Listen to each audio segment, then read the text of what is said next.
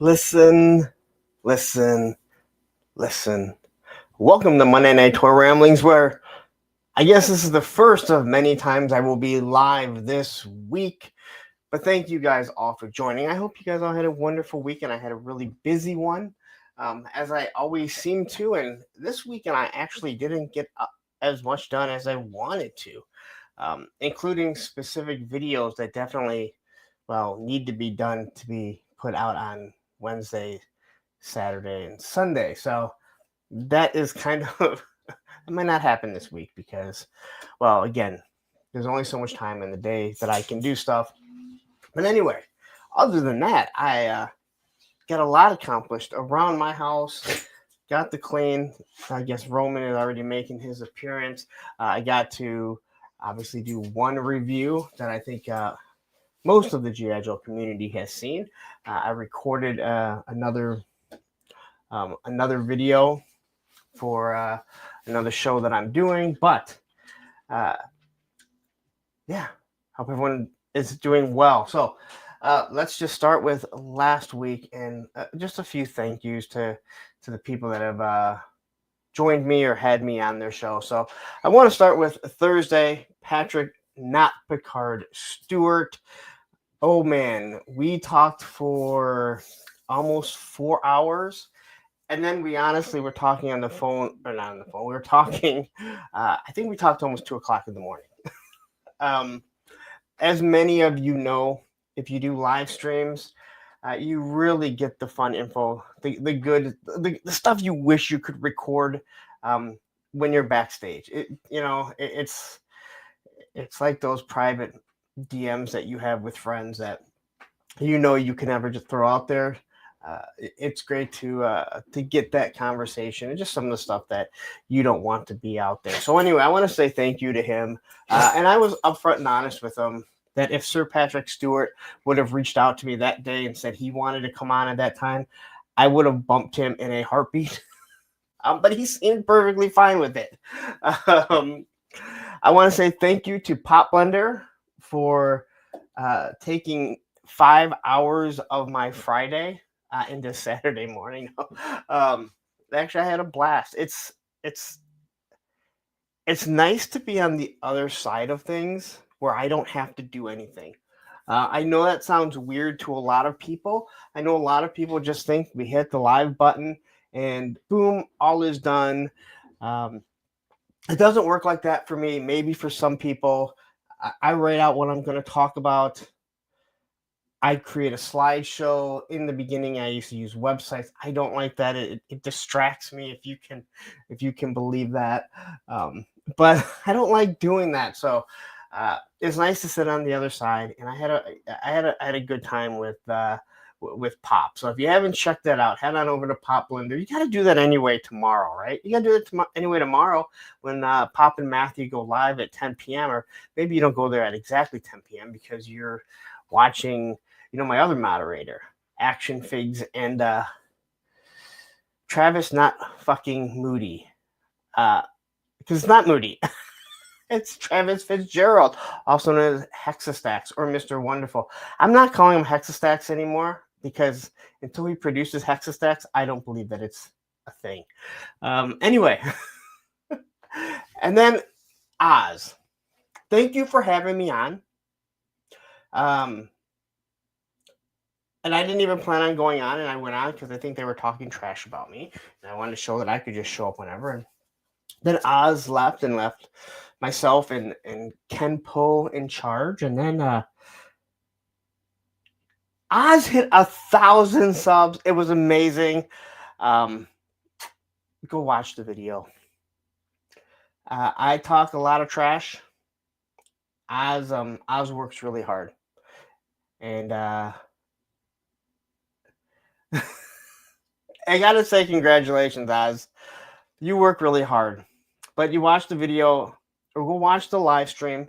Seriously, go watch it. And you'll understand something that we found out has nothing to do with Oz, Kenzo, or any of us. You see how certain things are done, and it's not always done the way you want it to be. And unfortunately, Oz had to be at the he was on the other side of it, and I know he wasn't too happy about it, and I don't blame him at all because I would have been pissed off too. And I'm honestly not telling you guys because I want you guys to go watch it. You'll see someone who, again, he puts in a lot of time doing what he does. So, but yeah, it's going to be a running joke at least for the next couple of weeks. But go over there and check it out. All right. So, quickly, I got to remove something really quick. Gotta stop the screen. All right. Also, if you haven't gone over yet, please go over, check out Talking Reacher. Myself, Adam Vale. It airs on Thursday, the same day that the new Reacher episode goes up. Having a blast. We watched episode 6 yesterday and recorded it. Such a good show, and it's getting better, more action. So if you've seen the first episodes or anything like that, or the first seasons, I think you're really gonna like this. There is no doubt that it is a pretty damn good show. So we're having a blast doing it. So check it out, please. Here's a link to it. But let's say hi to everyone in the chat because there's a lot of people. 50 people right now. Please hit that like button. Hit the subscribe button if you're not subscribed. I've had a boost of subscribers due to the Retro Flint review. And we're going to talk about that before we get into any news because there's some things I definitely have to address on that. So we have Stanley Eberhard here. GI Bro, who has the best guns in the community. Machine Man, 3-star draw. Henri, U83.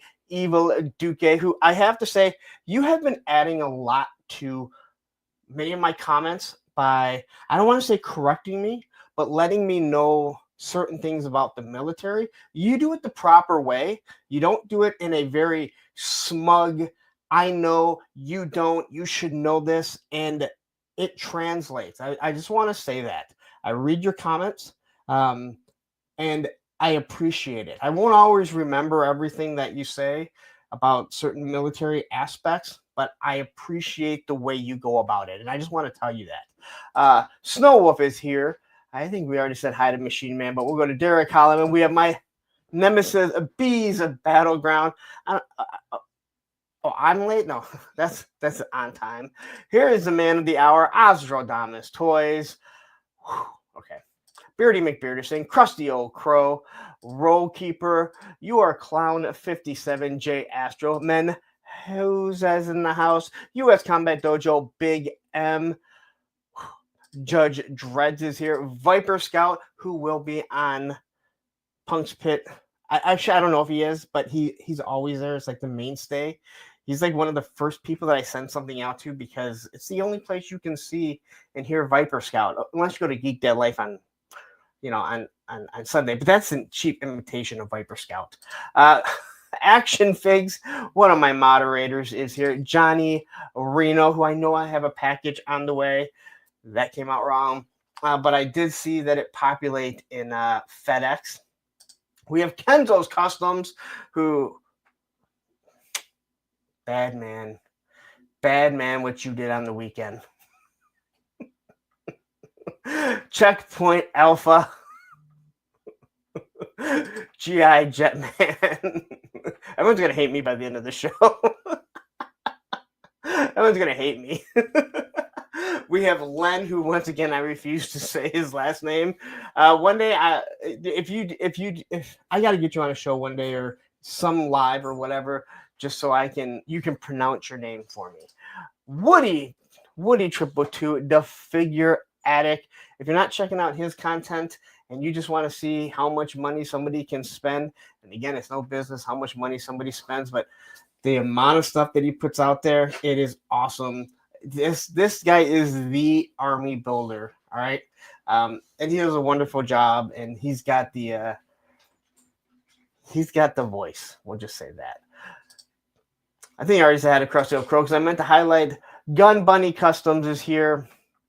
Did I say hi to Matthew? I swear Matthew's got to be here. I mean, he's literally, they're texting me right now. So Tony's Figs, SES Dog.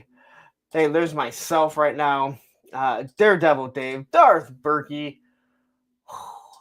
Dave's Dimensions, who I believe I'm going to be on a show with him, not this Friday, but the following Friday. Hustle SM. We have Johnny B54, Frank Demania, JLS Comics, who, if you want to know anything about a GI Joe character and Marvel character, go over to his content because he does some wonderful, wonderful stuff for everyone. And I truly mean that. And I've had him on the show. You'll enjoy it. No, Nameless Void 53. Okay, and Mr. Mad Gus. Did I miss Matthew? Matthew's not here yet. Ed? How is Matthew not here when he's literally in our Instagram chat, the mods chat? How is he not here? Anyway, yeah. So that is everyone. Thank you guys all for joining me. Please hit the like button if you haven't yet. And here I see Trust the Screamer. Okay, I'm here. No one needs to worry. I wasn't worried. Matthew Madden says I've been here. Anyway, I've totally lost my train of thought because I have all my stuff right here of who I have to thank and everything. So anyway, this week, tomorrow, our new show that I'm doing with Baldy, the Island Viper, Terry, and Spec Toy Optics, which I believe now we have named it the Circle of Jerks.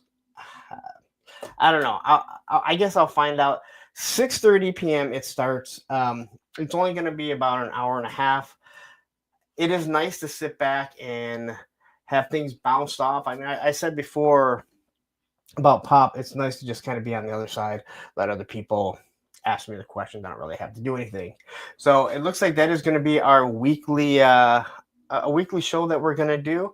And I've had a blast doing it. It is a lot of fun, especially getting to be, again, I really know Zen. I've talked to him a good amount, but now that he's really getting into this, Spec I've talked to, Terry, I'm just getting to meet Terry. So it's nice to be able to bounce things off. And Terry can't stay the whole time, and Spec can't be there the whole time. So, and hell, I don't know if I'll be able to be there every time. So we have Skunkworks jumping in here. If you didn't check out his Thursday with a Friend, please go back and do it. We have Plastic Skull saying, "What's up, APWT," and everyone else. Woo! Okay. So check that out tomorrow. On Thursday, I'm going to have Hyperdelic. If you haven't checked out Hyperdelic yet, please go do. I was on his show. I believe I was the first or second person that he interviewed, and now that's been like 6 months ago or so. A crazy, crazy guy. You don't see him very often, so I'm glad to be able to get him to jump on the show. I think he's a character. All right. He's definitely a character for sure. And then Friday, if you are a channel member, we're going to do Punk's Pit. If you know what Punk's Pit is, we usually have about 6 people on, 4 to 6 people, all in the, on screen. We'll bring some people on. I try not to just let anyone on because then you have too many voices. So it is nice to just kind of have a few of them on. And then we'll kind of rotate out depending on how it's going. And then we have Action Figure Addict. Punk, you owe me a welcome to the Creamers. I do. So you know what? Hold on 1 second. Thank you for reminding me because I never would have remembered. But you know what? You have waited. So give me 1 second.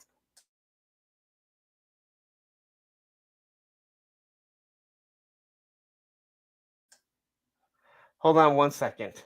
But before that, we have Action Figs gifted 5 Punk memberships.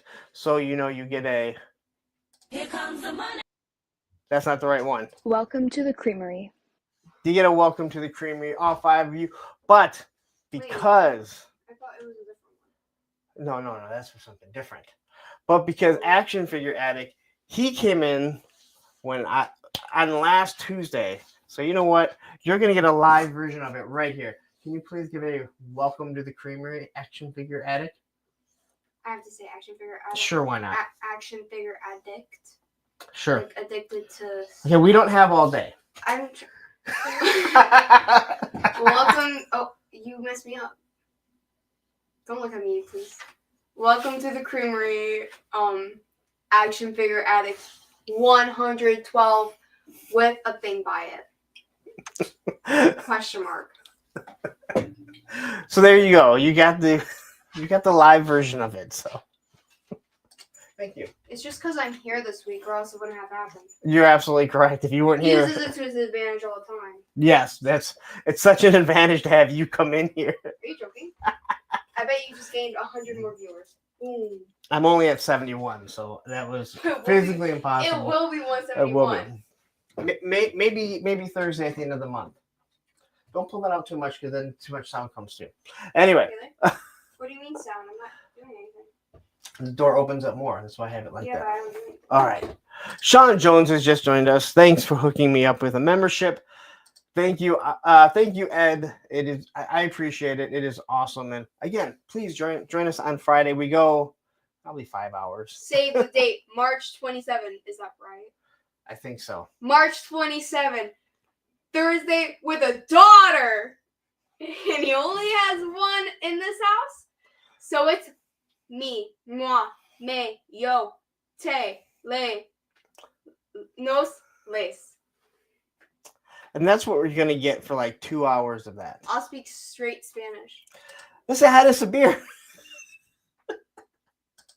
Hi, Sabir. Bye, Sabir. It's Jay Gonzo is here. Action Figure Addict says, whoa, I get the live version. Appreciate that, young whippersnapper. Whippersnapper, I haven't heard that in a while.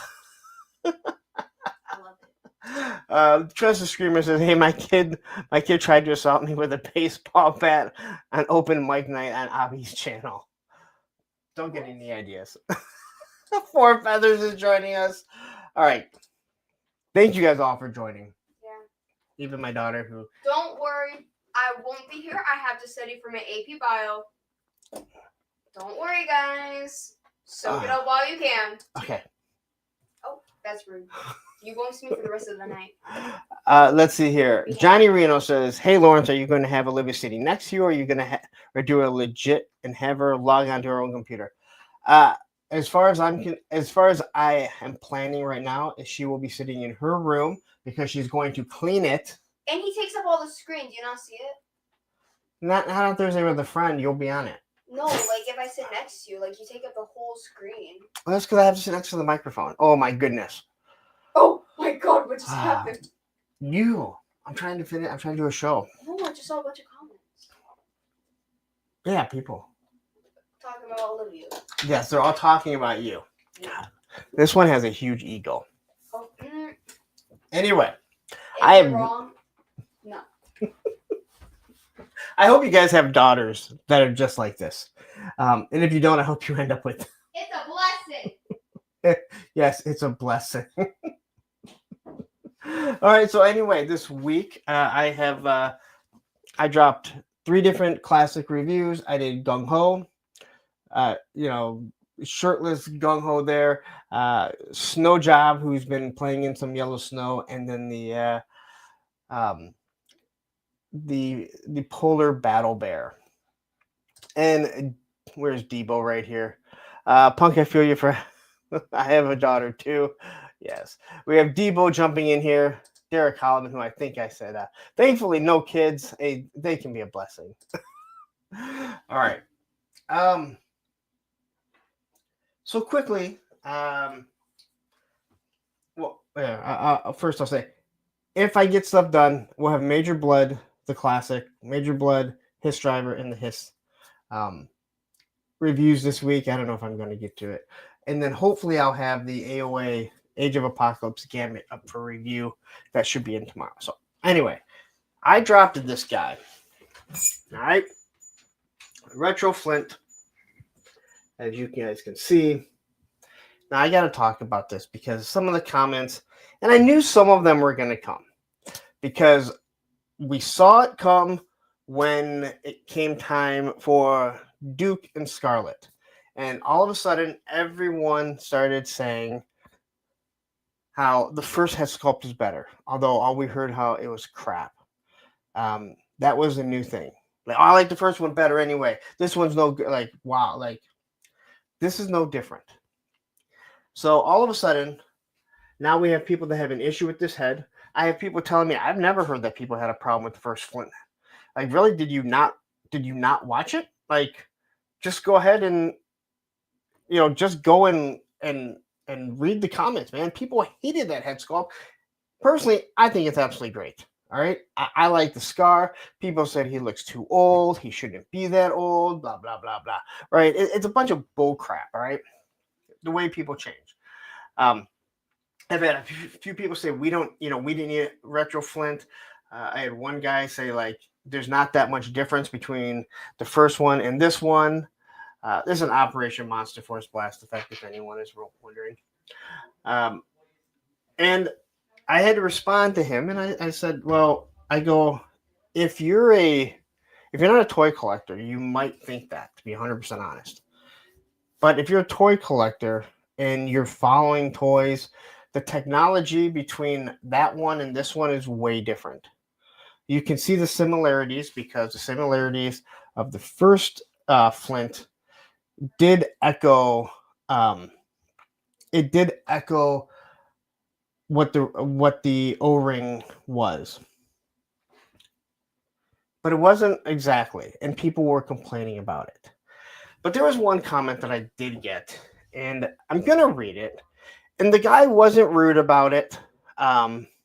He wasn't rude, but it is one of those things where I do kind of go, all right, if you do a little bit of just a little looking, you'll realize I'm not that guy.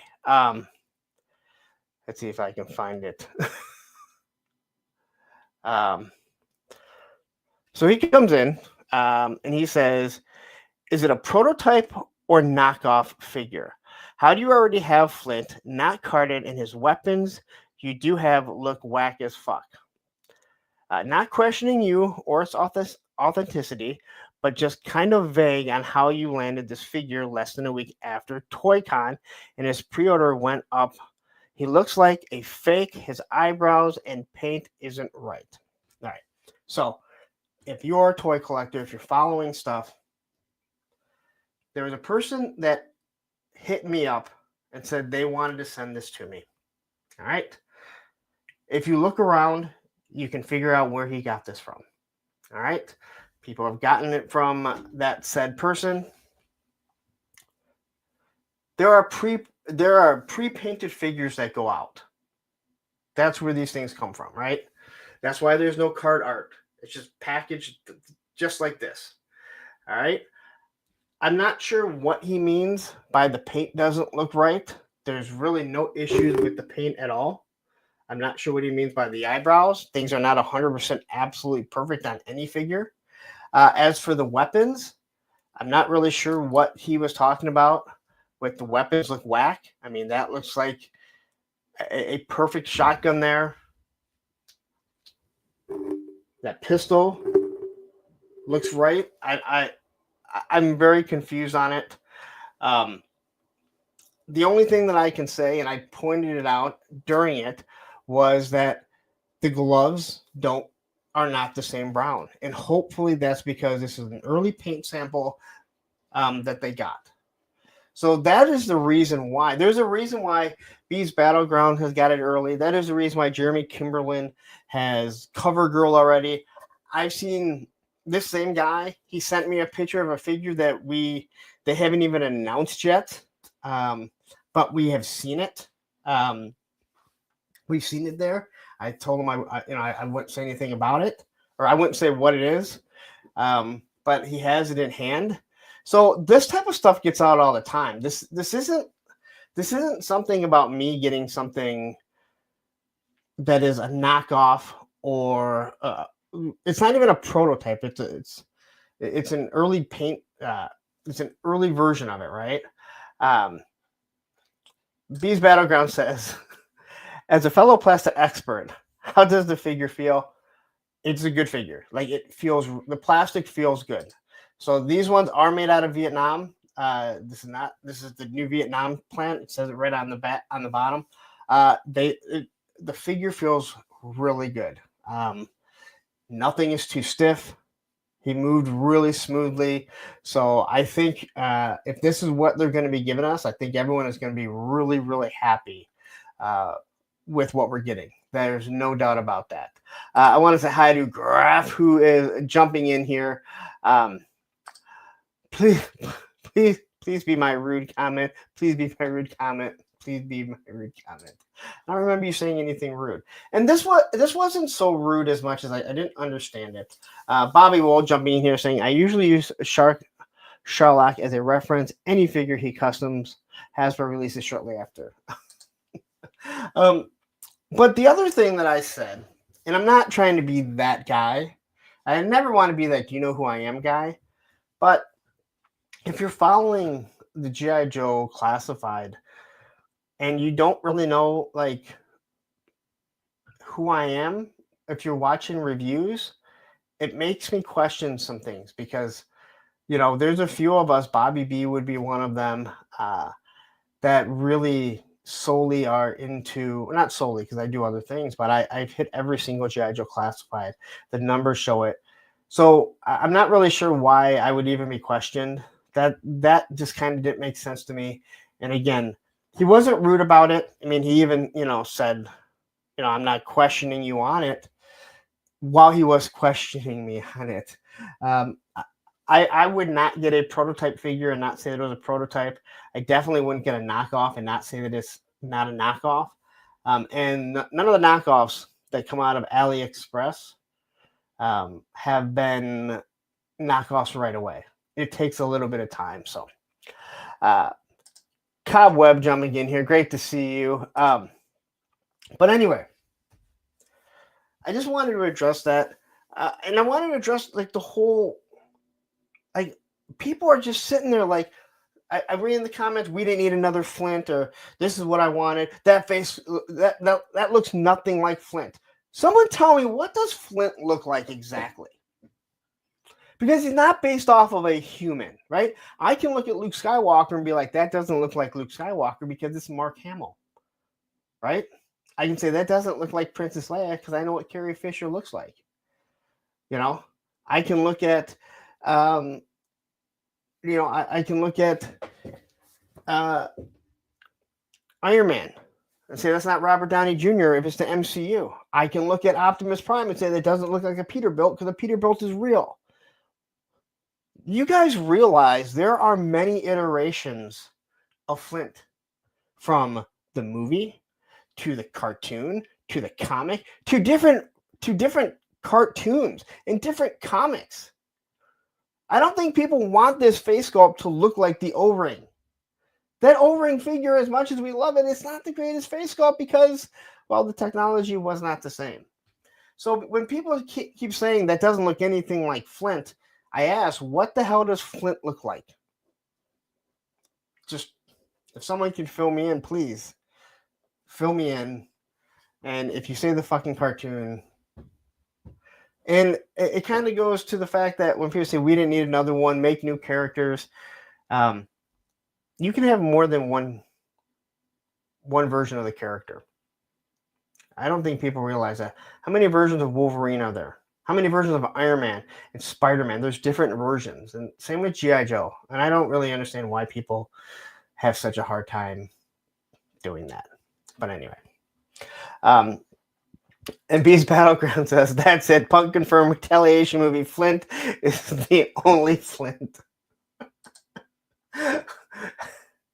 You got me right there. We have Carol jumping in here. Great to have. Do you know who I am? I do. And I notice when you're not here. So I definitely do know who you are. And we have Dreadnought K6 jumping in here. Again, you may not like the figure, but to say that it doesn't look like him, if they said, hey, this is a complete version of the cartoon, then yeah. But there's no way to know exactly what they're supposed to look like.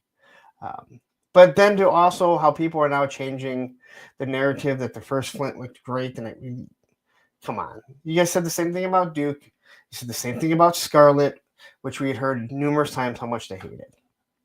Just understand there can be more than one version of a character. Action figure Atorium jumping in here. Yeah, but that last version of Wolverine doesn't look anything like him. Exactly. See? And you could say that about just about anyone. I mean, hell, especially anything that's in a comic, right? They get different artists and they don't look right. Like they change the artist. Marvel's notorious. DC is notorious for this, Tony's Fake says, especially the guy who gets into Classified just to customize them. Ugh, just leave them alone. They're cool enough as is. Those dudes are a bunch of douche nozzles. I agree. JLS Comic says, can be dark gray, black, green, white, or brown, has a glassy or waxy appearance. I must have been talking to someone, maybe. I assume you were talking about Flint, and you might be. Again, if anyone would know, it would be you, because you do such a deep dive. Eric Thurman jumping in here, just Jeff jumping in here. But again, the narrative tends to change, and it is a whole griping session on every single fucking thing, it seems, right? Everyone's got to complain about something. And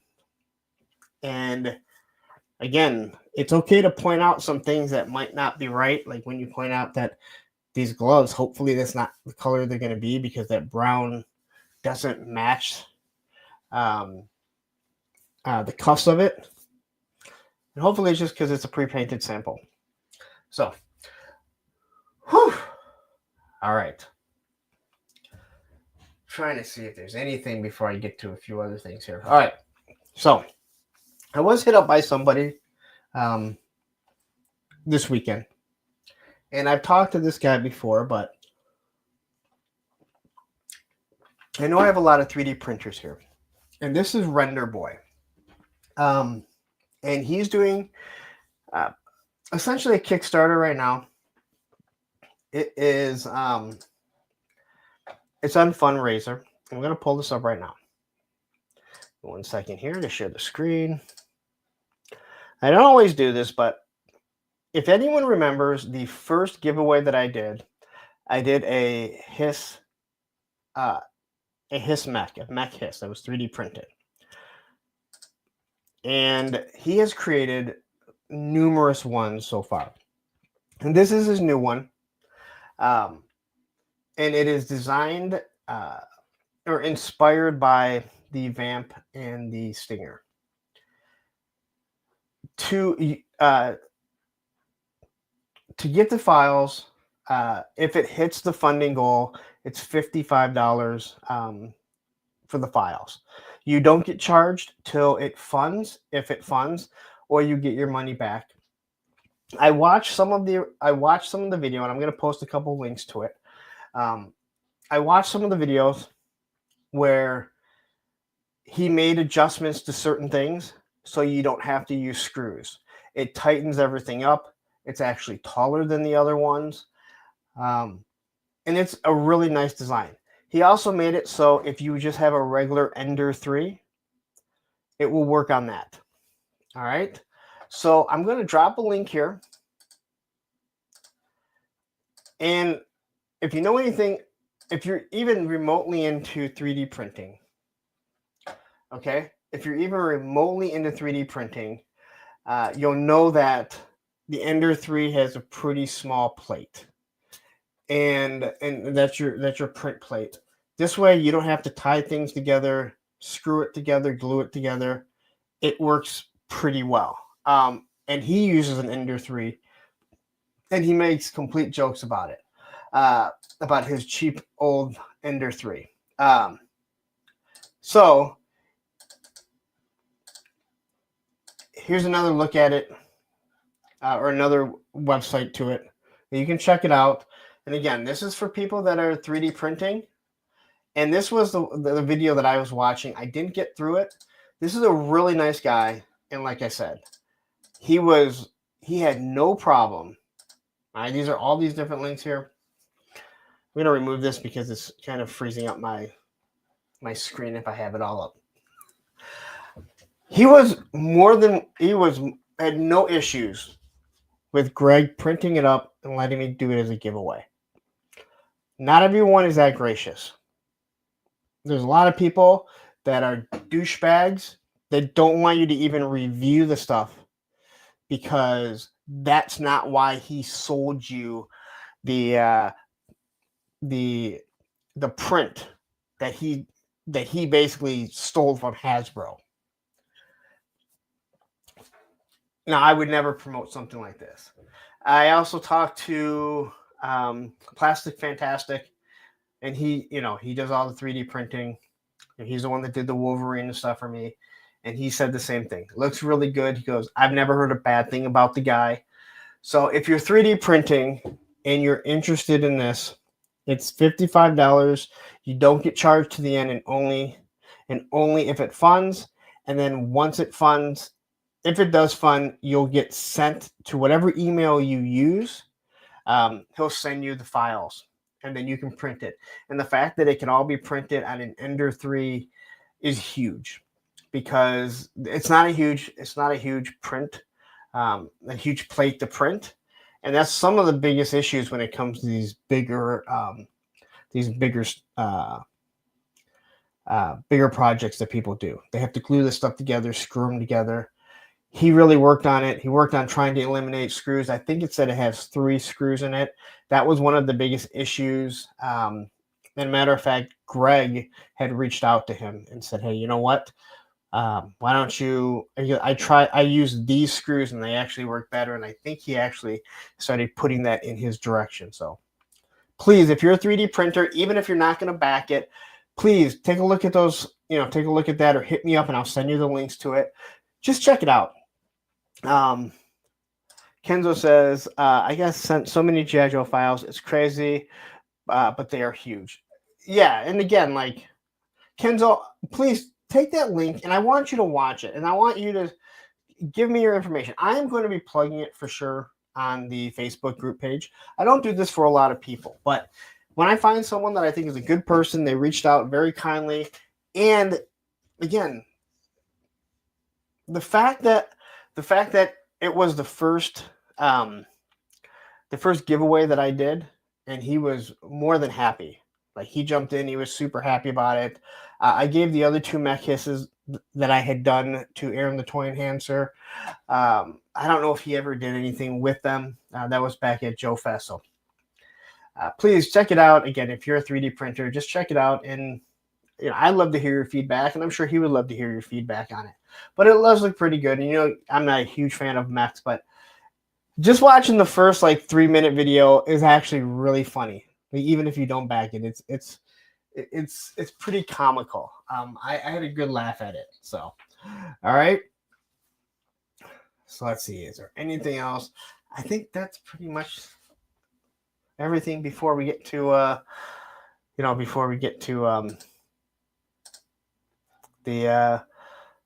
the hell is it called? I don't know. Oh, the news. That's it. There's lots of news.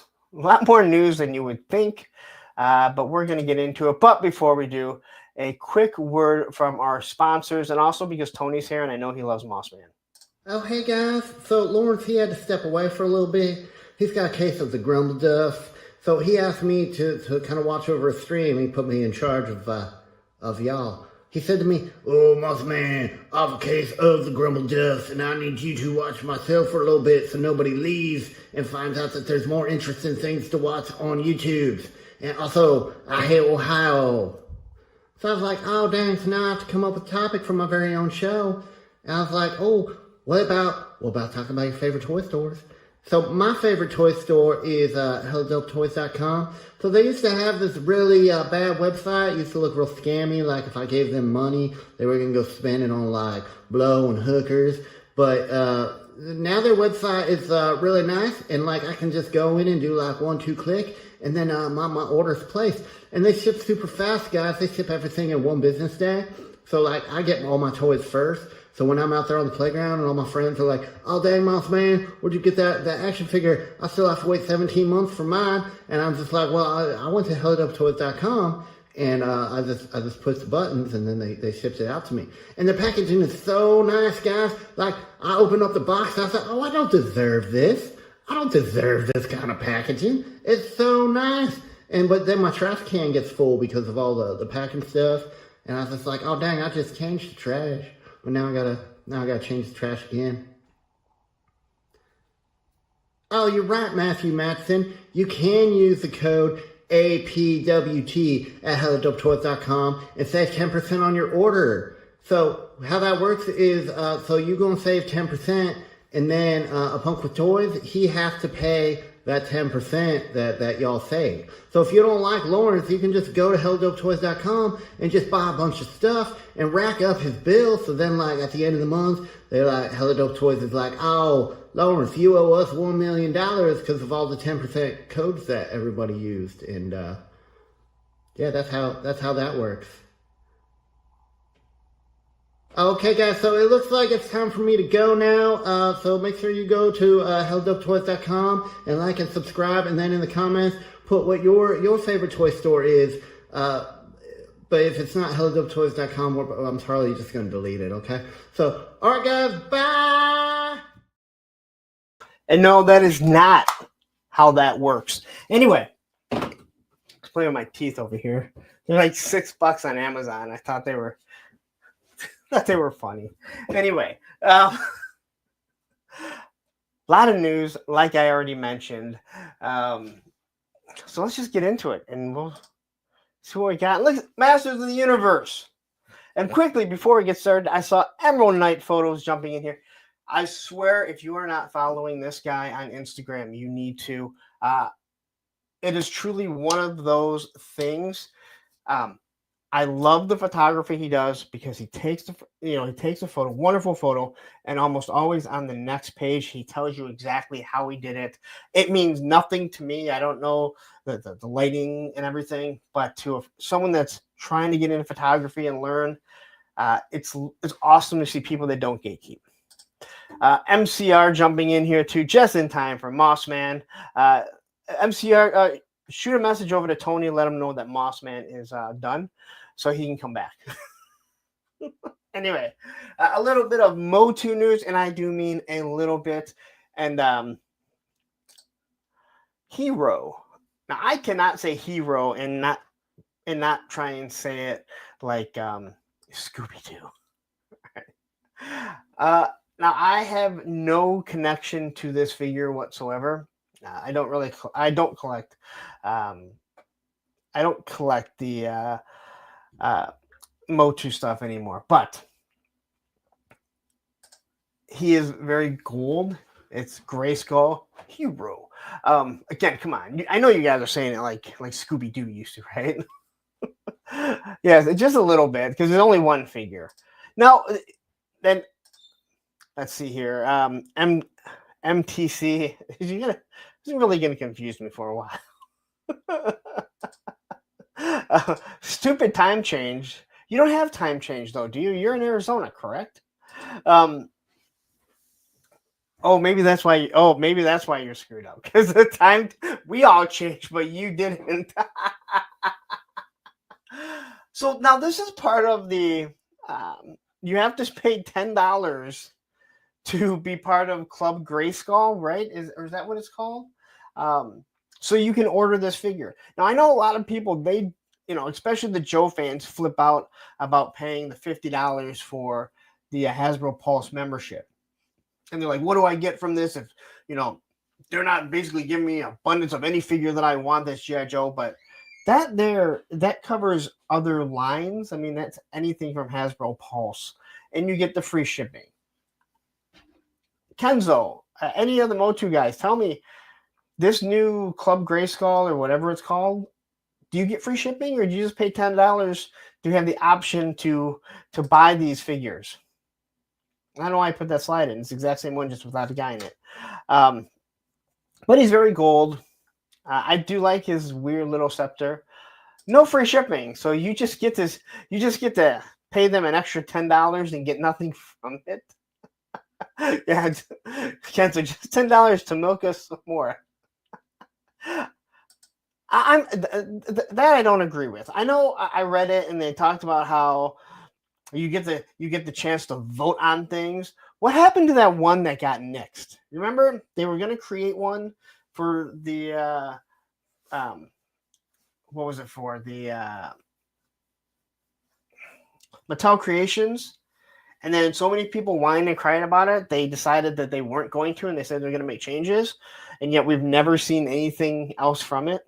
So here's Hero's Journey. Again, I'm still in my head. I'm saying it like Scooby-Doo. So here's his comic, his mini comic, which I still do love. I think that is absolutely awesome. This is one of the smartest things that a toy company could have done back in the day, in the fact that they still do it. It's kind of like having a file card if you had a file card. But it's not crazy. But it's not a crazy cost. $10 a year isn't going to hurt. The snake layer, it was crap. But they didn't. But again, you didn't get anything yet, right? They haven't even announced anything else. And when you say $10 isn't much, but when you have thousands of people that are paying that $10, and what are you paying $10 for? The option to still buy these figures. I thought paying was your option to get the figure. Hey, I want that figure. Here's my money. Again, I'm not a huge fan of that.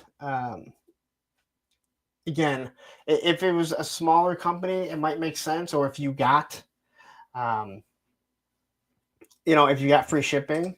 Kenzo says, I have the Pulse membership too, so I guess I'm a sucker. But again, you make your money back if you're ordering stuff, especially like if you're a Joe guy and there's all the Hasbro exclusives, Hasbro Pulse exclusives, you make your money back right there on the shipping.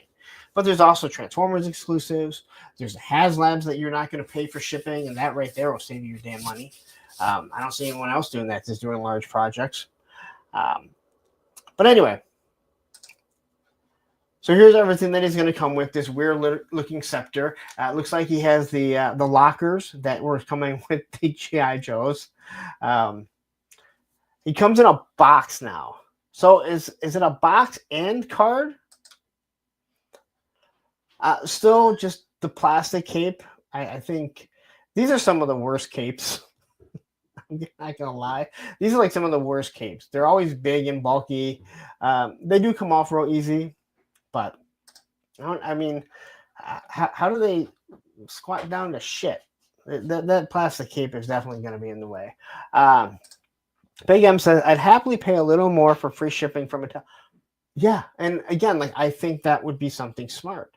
If it was $50 and that meant all of Mattel Creations was free shipping, that would be huge, especially if they do, the Snake's Lair and stuff like that, right?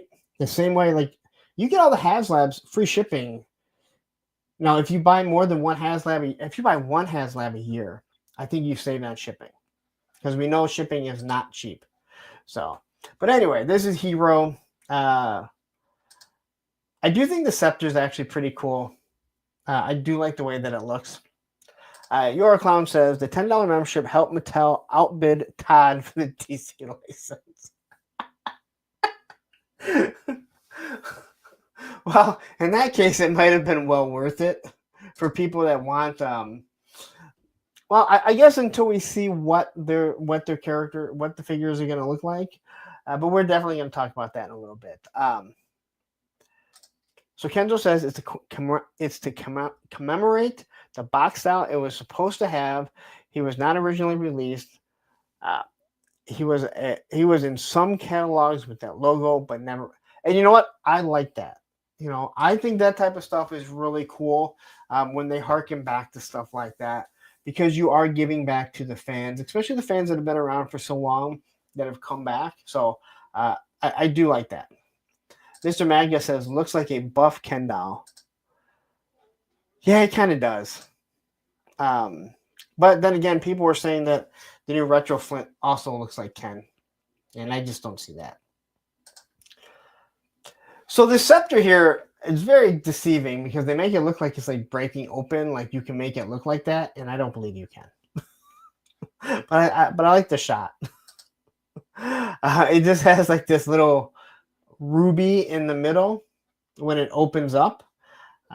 But again, pretty cool. And if this is a figure that you were waiting for, I do like the fact that Mattel is doing stuff like this. So this gives me hope for the people that are excited about the DC license, that they will give you some characters that are obscure, right? There are some people. Super 7 does it. Obviously, McFarlane does it, and Mattel's been doing it here. So hopefully, you're going to get some obscure characters in DC. I don't think you're ever going to get some of the obscure ones like Todd does. But wouldn't you rather have a couple of like little obscure DC characters than another Jokerized? Gun Bunny, the 4-spoon scepter. That's when you have 4 different types of ice cream, but you don't know how to pick one. 610 Yo Joe Daddy, what's up, punk? Glad I made it. I'm glad you did too. And Joe Fan 84 jumping in here, guys. Please hit that like button if you haven't yet, and make sure you hit the subscribe button. All right. I hate to be greedy and get all these new subscribers from, this video and then ask for a few more, but hey, nothing wrong with it. Do not put in an email list. And this is a weird photo for them to put up. I didn't understand this. I don't know, maybe if I was missing something, but they basically like highlighted a couple of rocks that his scepter. Not the greatest photography, but anyway. There you go. If you need Hero, you can get them as long as you pay an extra $10. Todd, well, I think we're still going to see a lot of Batman till he loses that license. So we get this Spawn character. You really think that this guy would put out more Spawns, more figures in the Spawn line. I don't want to say more Spawns, because I don't think we need a lot more Spawns, but I think people might like having more Spawn characters or characters that spun off from Spawn. So, 610 Daddy saying there's 85 watching. Go smash that like button. Yes, please do. So many people have a hard time hitting that like button. What are we sitting at when we take a look at the likes here? There's 57 likes. This is what always amuses me. There's 57 likes, but 93 people have voted in the poll.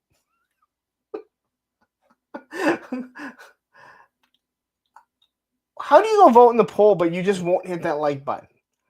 Do you what? I just don't like this guy. I don't want him to have the content, but I really want to vote in this poll. Like, the poll, that's good. Anyway, this is some weird type of Spawn that's going to be coming out. I think this is all that there was.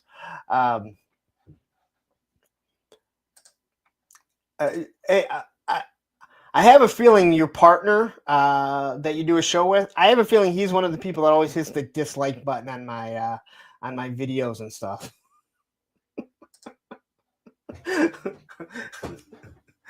That does not reflect on you, but anyway, here we have a new Batman, which I don't know what Batman. This is a multi-version Batman. True Star Screamer, Jeff, please tell me who is this? They do it out of spite.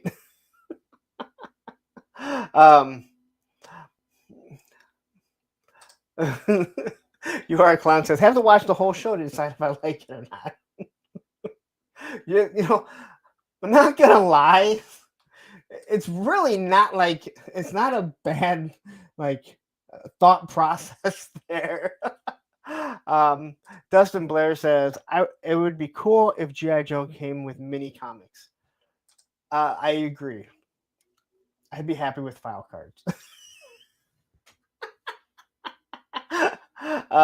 He says, no clue, but that Nightfall Batman mask, it looks like nice cape though. Yeah, and I don't know if they put out more. I don't know if they put out more pictures of him.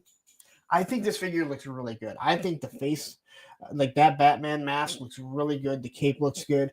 I believe it was a multiverse one. I was reading. I should have. One day I'll actually start writing stuff down. It's Batman from Batman. 1 million from a storyline. Yeah. Brendan Higgins jumping in here saying, "Hey guys, happy Monday. Thank you for joining." But again, I think this looks good. Todd, don't start doing really good figures now. Right before you lose the lessons. Here we have a Two-Face. It looks like there's a dog or a jackal there. I don't know what that. It would have no articulation. It looks like another Batman. I don't think is this a new Batman here? Batman from the future. He's Pluto's warden. It's a prison world. I don't know if you're being serious or not.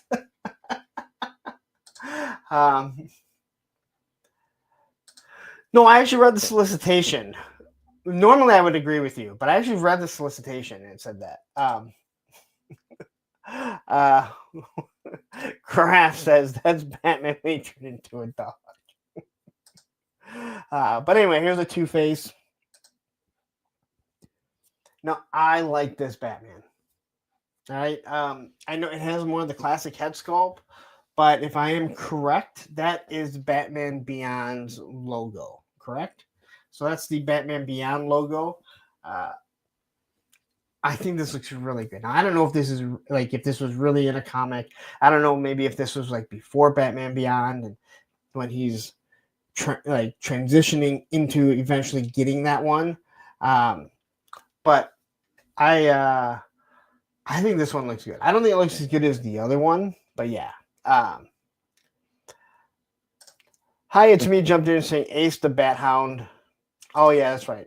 I kept thinking Crypto. I'm like, but you're right. He does have Ace later on. True Star Screamer says no. DM 1 million was pretty cool. It was the Justice League from the future visiting the past. Man, I just can't keep up with that. Old Snake jumping up here saying, "What's up, plastic people?" I forgot what day it was. I think a lot of people try and forget when it's Monday. Not because of this, maybe because of this. Yeah. There's a lot about Batman here. Or Justice League. I can't keep up with the comics. I feel like DC is really the most disjointed of all. Like, there's so many. And again, I know Marvel does it too, but DC to me seems like the most convoluted ones when I hear about it. So, anyway. Storm Collectibles. Hey, we're going pretty quickly. We might actually get done in 3 hours. Okay.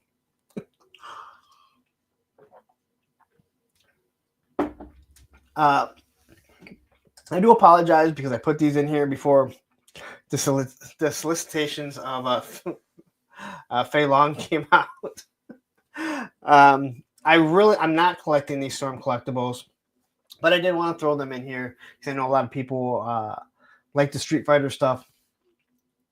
So here is a M. Bison. I don't know. I mean, is it different enough to want this one too? Is this Alpha 3? Which one? One's Alpha 3 and one is... Which one is which? I forget. Because Jade is doing one and Storm Collectibles is doing a different one. So one of them is Alpha 3 and one is... I don't have any boxes around me, so... but anyway, here's Bison. I do like his cape there. It does look pretty good. True Star Screamer says Street Fighter Arena Series is Alpha Series. Okay, so this is the Alpha Series. What is what's Jada doing? Just because it's gonna drive me nuts. Ultra Street Fighter. There's a Zangief. I know a lot of people said they like this Chun-Li because she's more I guess that she would wear something like this rather than her little skirt and everything, but I don't care. I like the other Chun-Li better. In general, I'm not saying this figure because I really haven't seen it because she looks like she has no articulation. But these kind of popped up, and I was kind of trying to throw a few other things in here. But I know a lot of people like these. I'm not a fan of how these ones look, to be honest. I talked about it. I do not like the articulation, the way the joints and everything move. Yeah, okay. So Jada Street Fighter Ultra 2. I'll be 100% honest. I didn't realize there were so many different types of Street Fighter.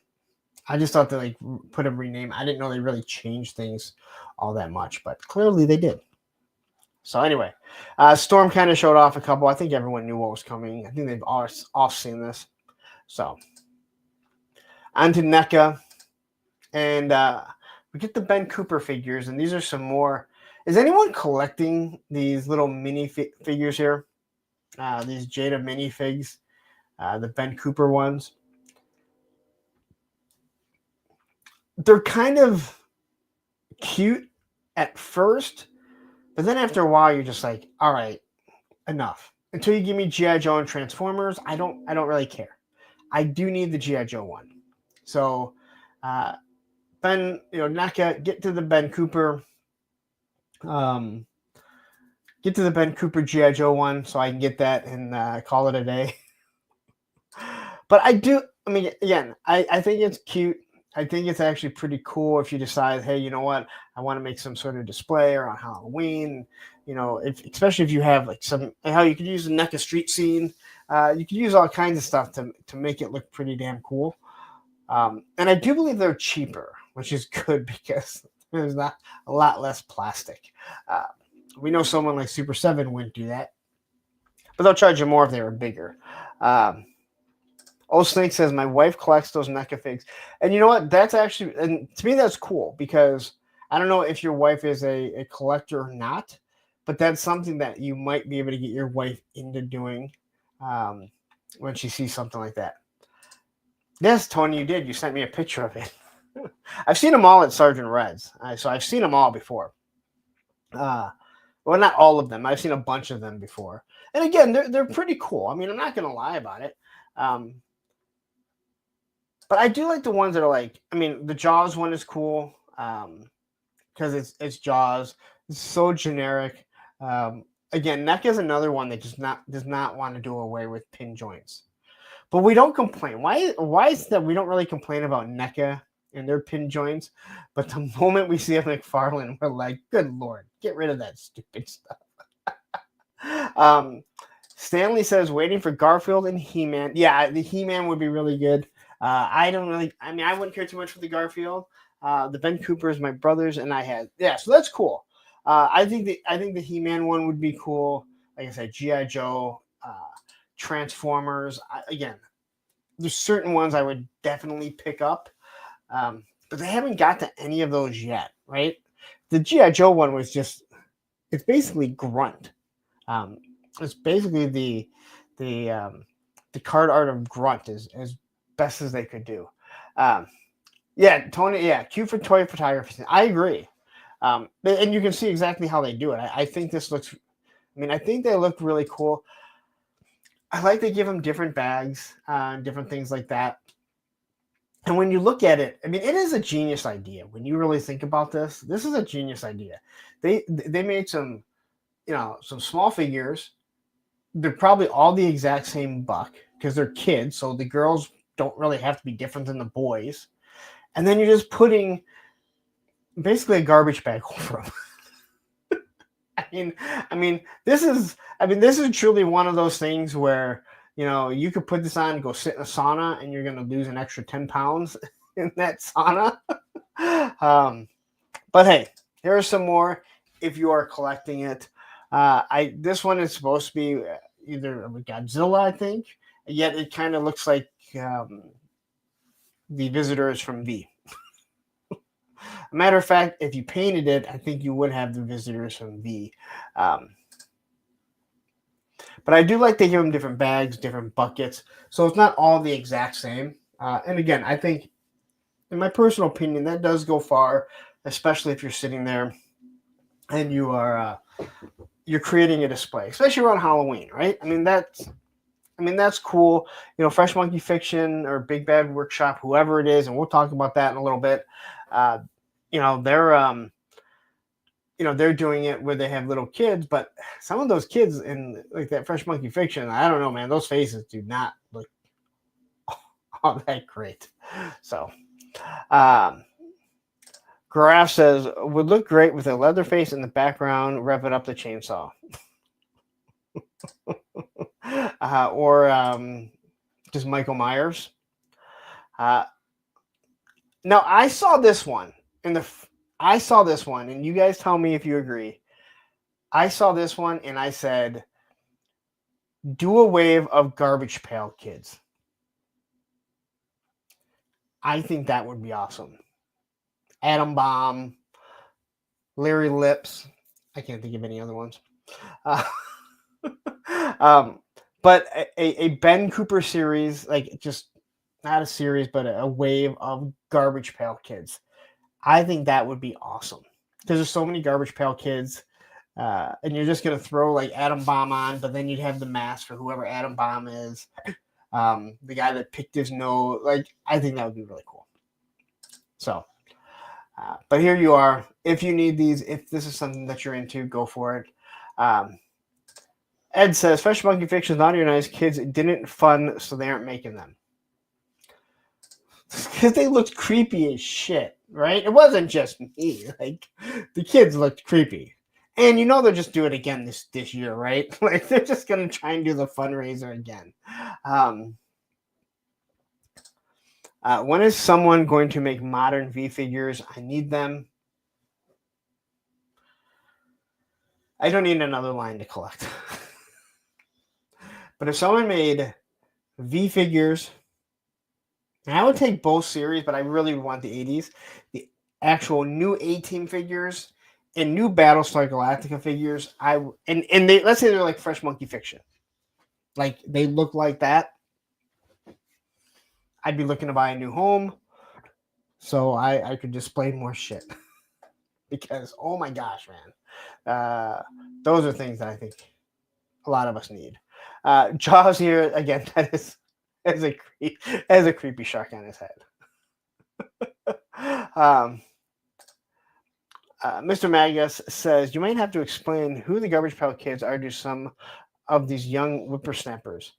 No, because everyone here is 40. Almost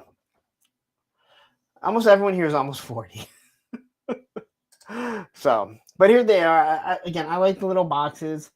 Again, good idea, smart idea. All right, here they all are again. And that's really all from NECA. 3 stars saying, yeah, V and the A-Team are probably my most wanted.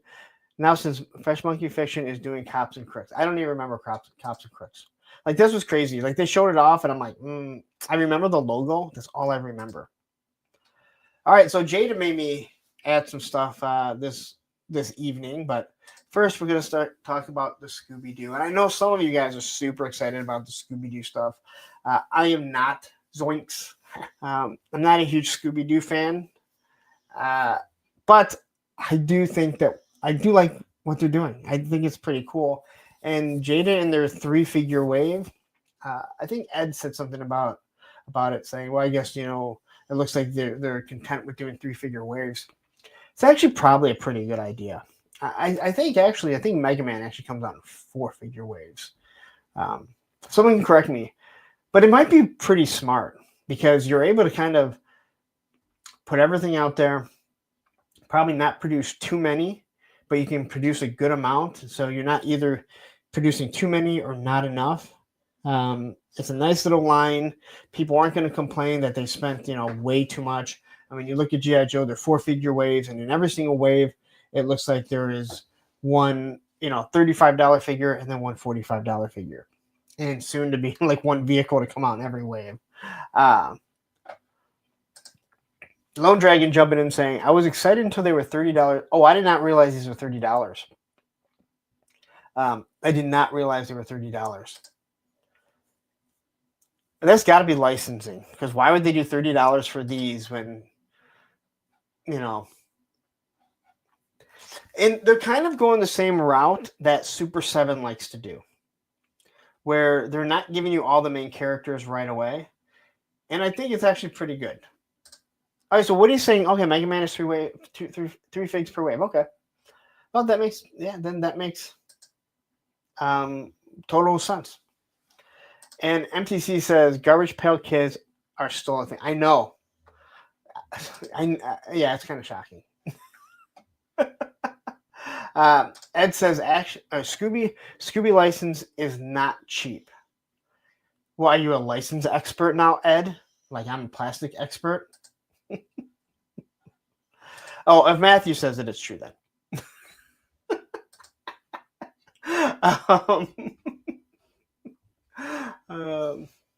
If you guys understood the ribbing that goes back and forth between the three of us. But anyway, here's your Scooby snacks. You actually get a Scooby snack.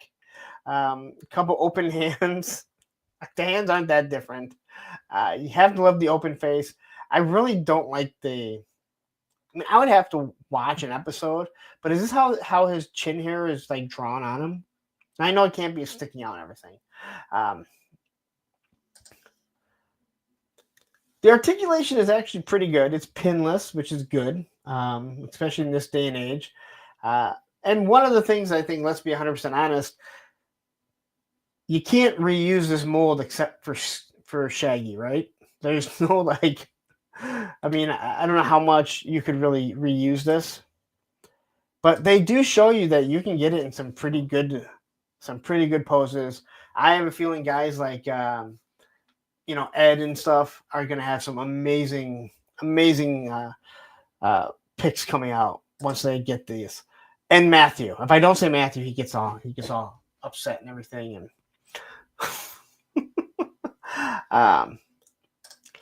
3-star says, I need everyone to help these take off so next year we can have true in-scale mystery machine.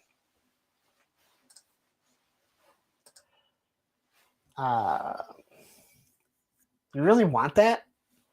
I mean, I you know what?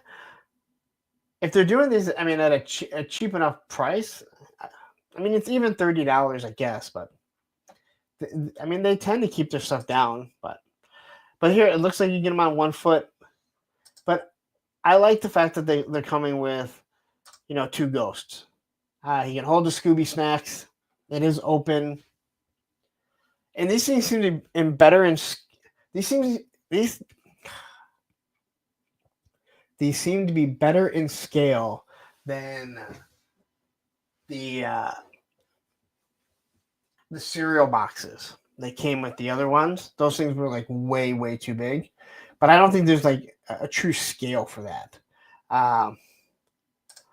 Ed says, "Fuck yeah, we want a mystery machine." Okay, hey, listen, it's okay. It's okay. A lot of people want a Sky Striker in a classified USS flag.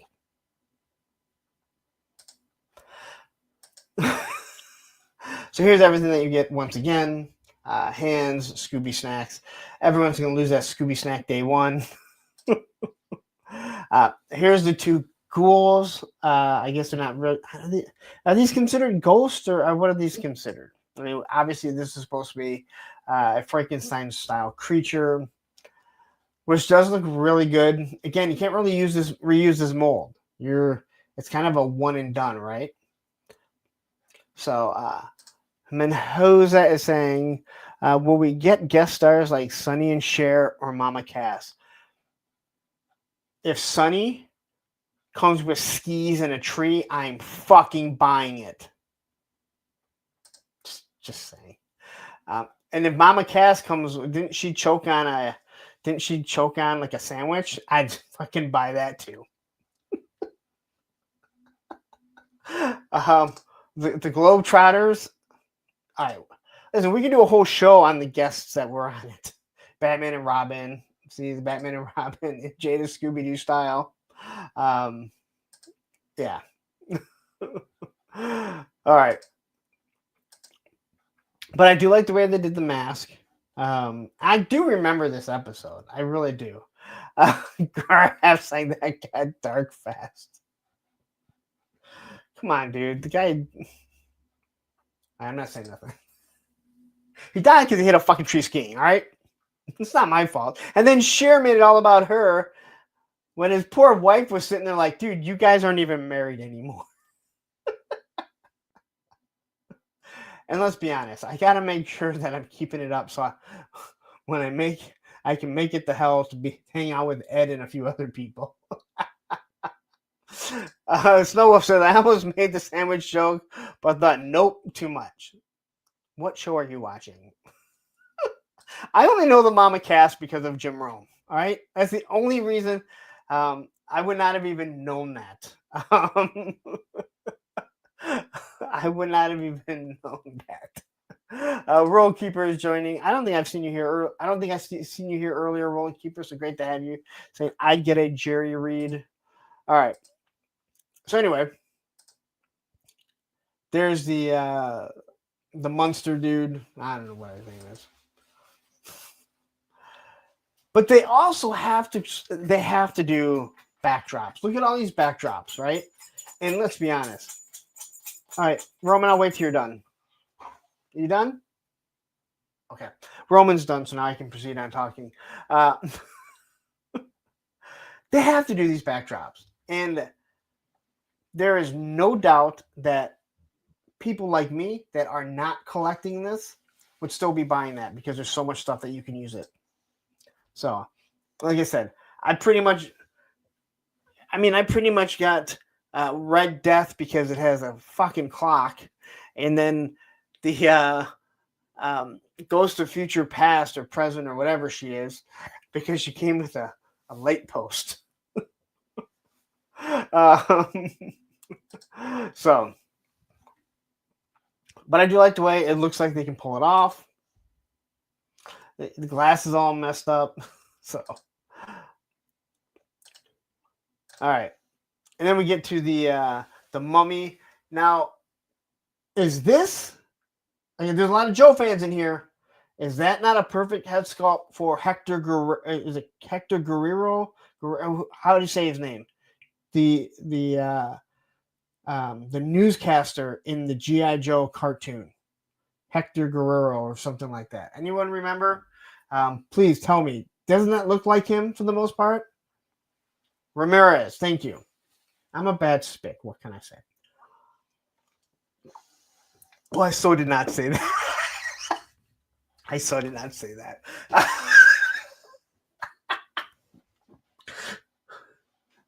You see, if I drank, I'd be fucking bad. I think the Mummy looks really cool. There's no doubt about it. And you could use this for a lot of different things. I think this is something you could fudge into a lot of different, 1/18 scale GI Joe. You could easily make it where Destro and Mindbender are dragging this thing and recreate that comic. So, pretty damn cool here. But if this is something you're into, I'm glad people are getting stuff that they like. And I'm glad they're doing something different. They're reaching back into a lore. But yeah. And here it looks like he's doing some new TikTok dance. I might be wrong. I do like the jumping pose. Like the fact that they can get this, although you need a stand or a flight stand to make it work, obviously. But this looks straight out of Scooby-Doo, right? So I really like that picture. These all look like now it looks like he's like Michael Jackson, like dancing or something. But I think this is probably the best looking of all of them. I think he just really, really works there. John E says that retro Tony Stark head looks more like Hector Ramirez. Which one is that? There's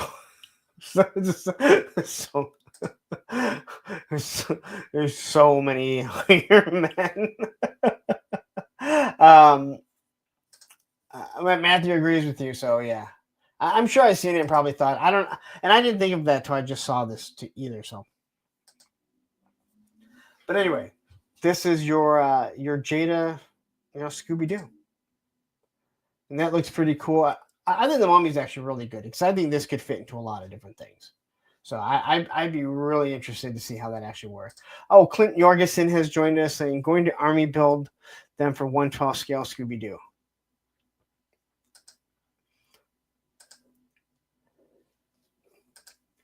Yeah, I think this is the best one. Hell, this almost looks like it's on like an O-ring style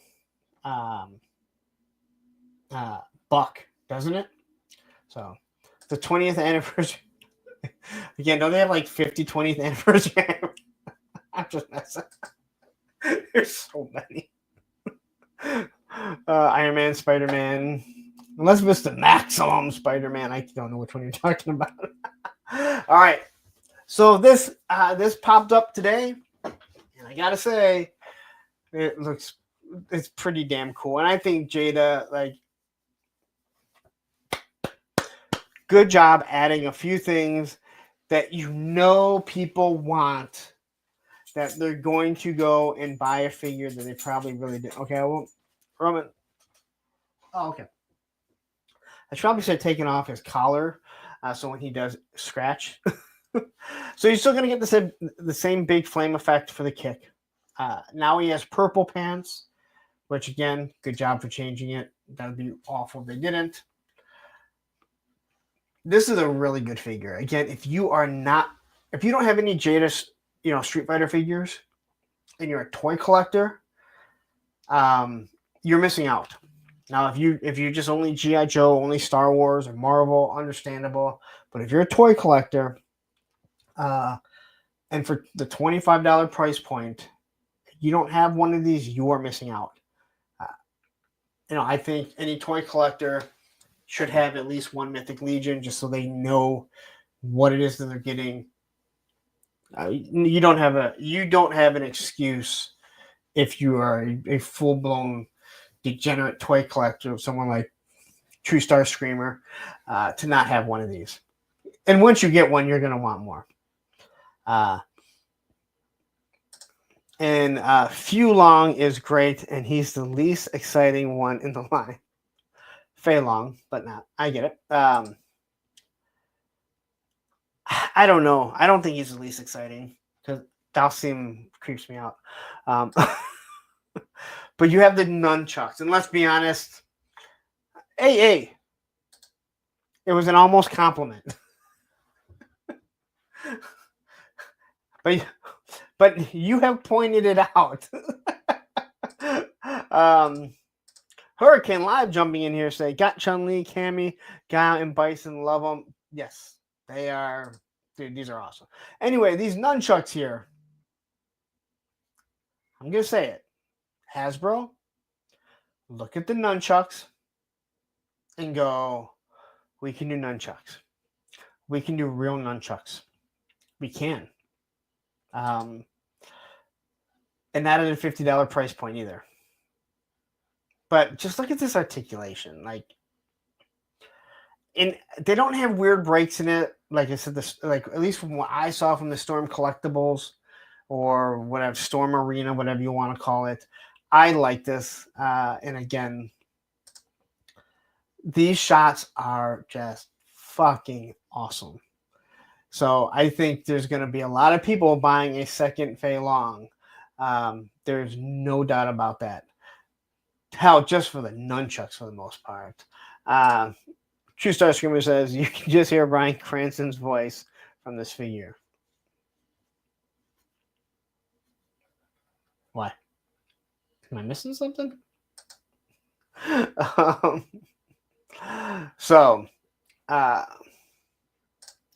Crestio Crow says, Player 1 didn't come with nunchucks. Nope, he did not. And that's why this is smart, because you're giving them something, and they're not shitty nunchucks, right? Look at those things. That is a real chain.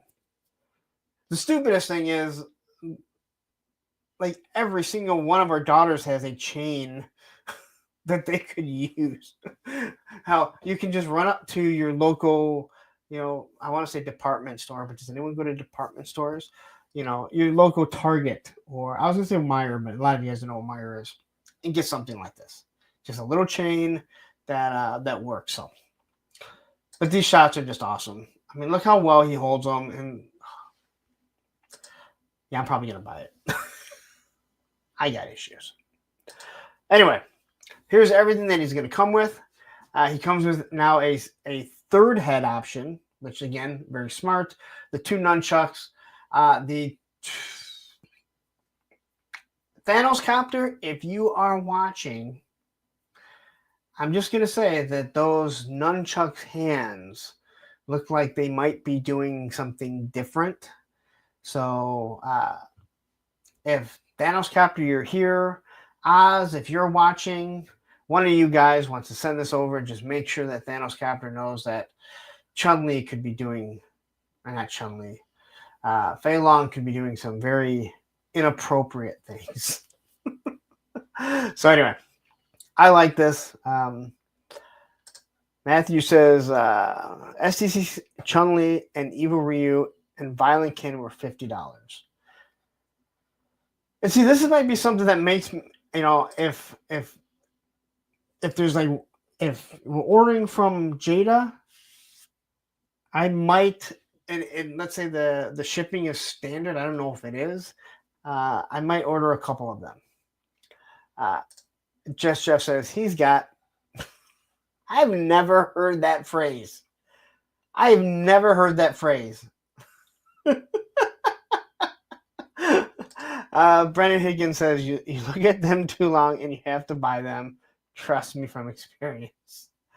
Oh, I'm not even a Street Fighter fan. Chun-Li jumping in here saying Kung Fu grip, yes. But yeah. No, dude, I've never heard that. I've never heard that till just now. And yet it makes total sense. Yeah, I mentioned that he has a third head sculpt. But I was having a hard time remembering because I just have the one on there. But I didn't think that he had the O face. So Thanos Copter, like this is come on, man. It's that this thing right here is just a dream for that guy.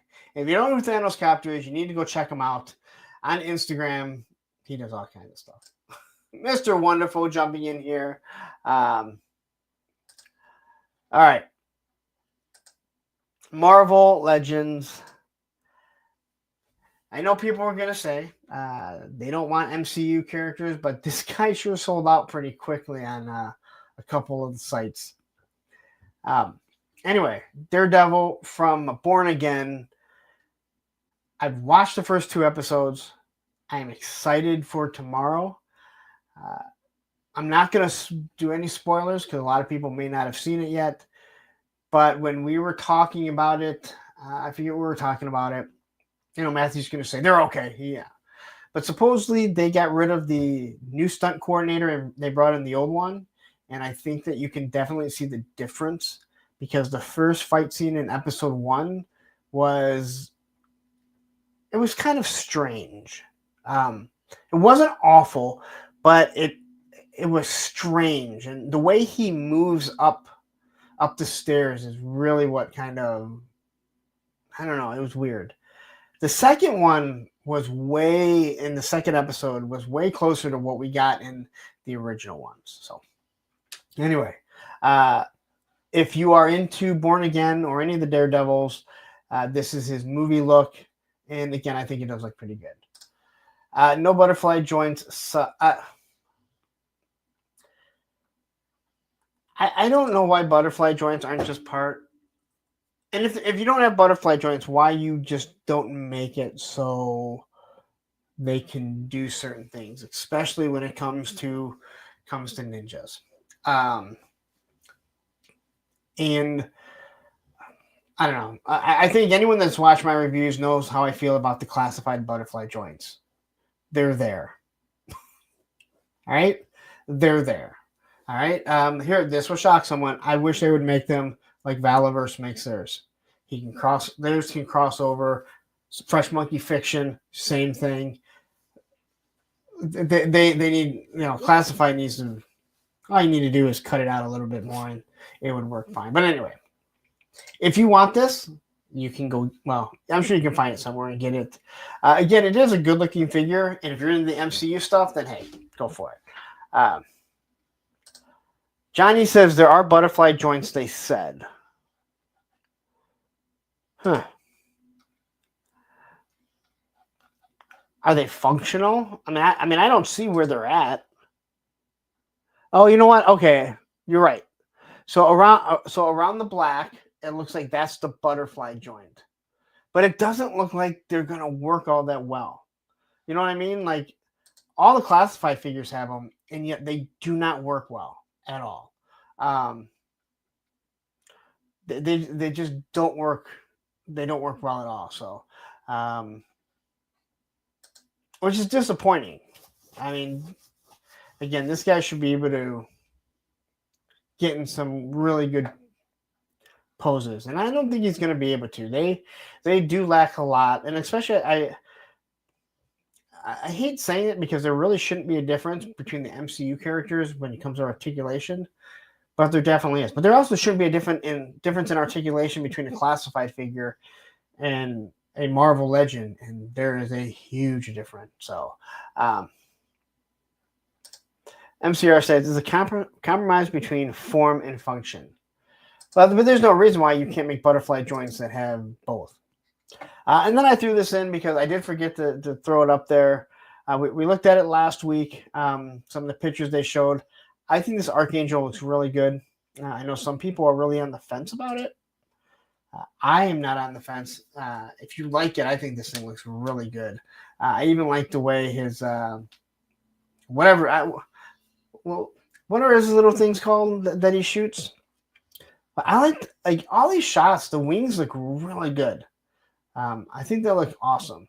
And it took us, let's see, 1 hour and 33 minutes to become Toy Tube official. But Nolan has has joined us. Hey, hi Punk and chat. Great to have you, Nolan. Always good to be here. And if you don't know, you're not Toy Tube official until Nolan shows up. Look at all these people saying hi to Nolan.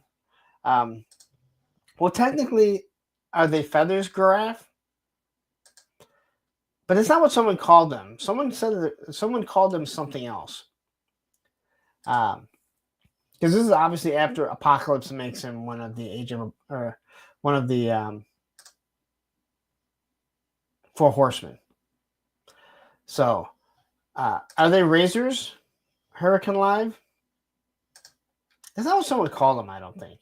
But either way, I like the way I see these work. I think someone said that they were used differently.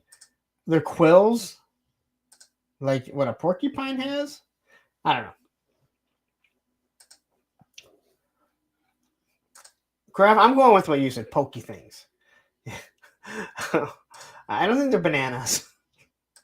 Maybe if they were yellow. I like pokey things. All right.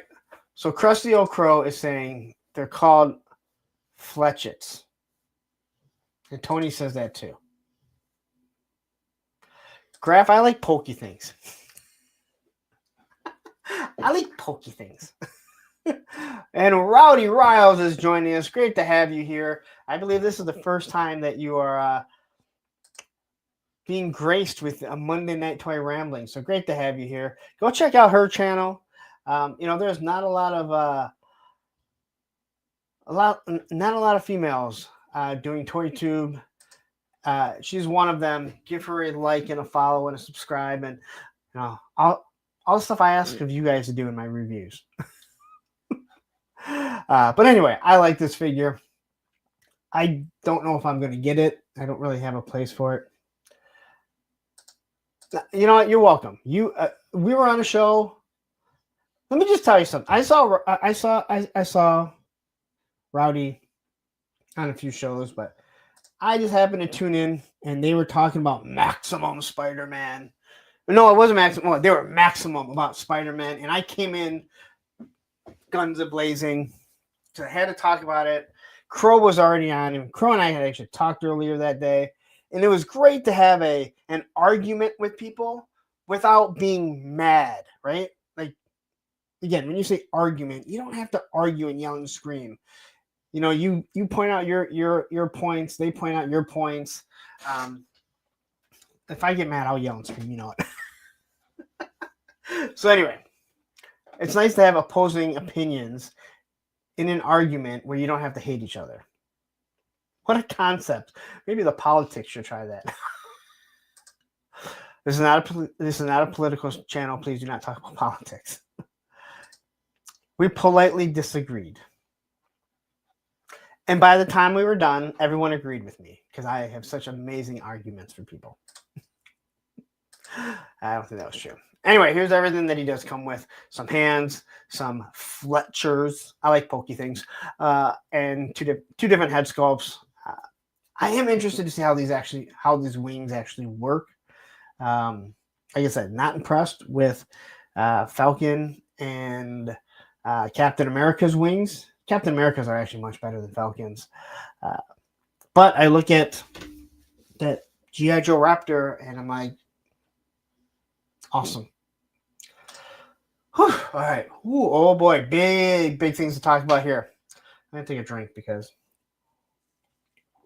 matter of fact, before we get into the Horsemen, I'm going to take a quick breather, and I'm just going to play a commercial.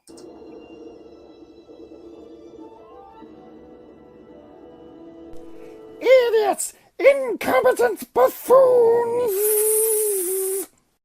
What is it now, Commander? Consummate morons, incapable of coherent thought! Are you watching that show again? Yes. Why didn't you just watch Pop, Blender, and Matthew's discussions, news, reviews before the show came out? Whether you agree or disagree, the perspectives provide enough context to know if the show or movie is worth your time or not. Yes, I know.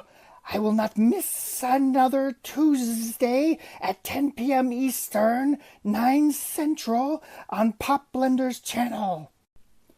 Be more than once a man by watching Pop Blender and Matthew talk about pop culture news discussions and reviews on Tuesday nights, 10 p.m. Eastern, 9 p.m. Central. And now you know. Televiper, be sure to hit like, share, and subscribe so we do not miss another episode, and hit that bell notification.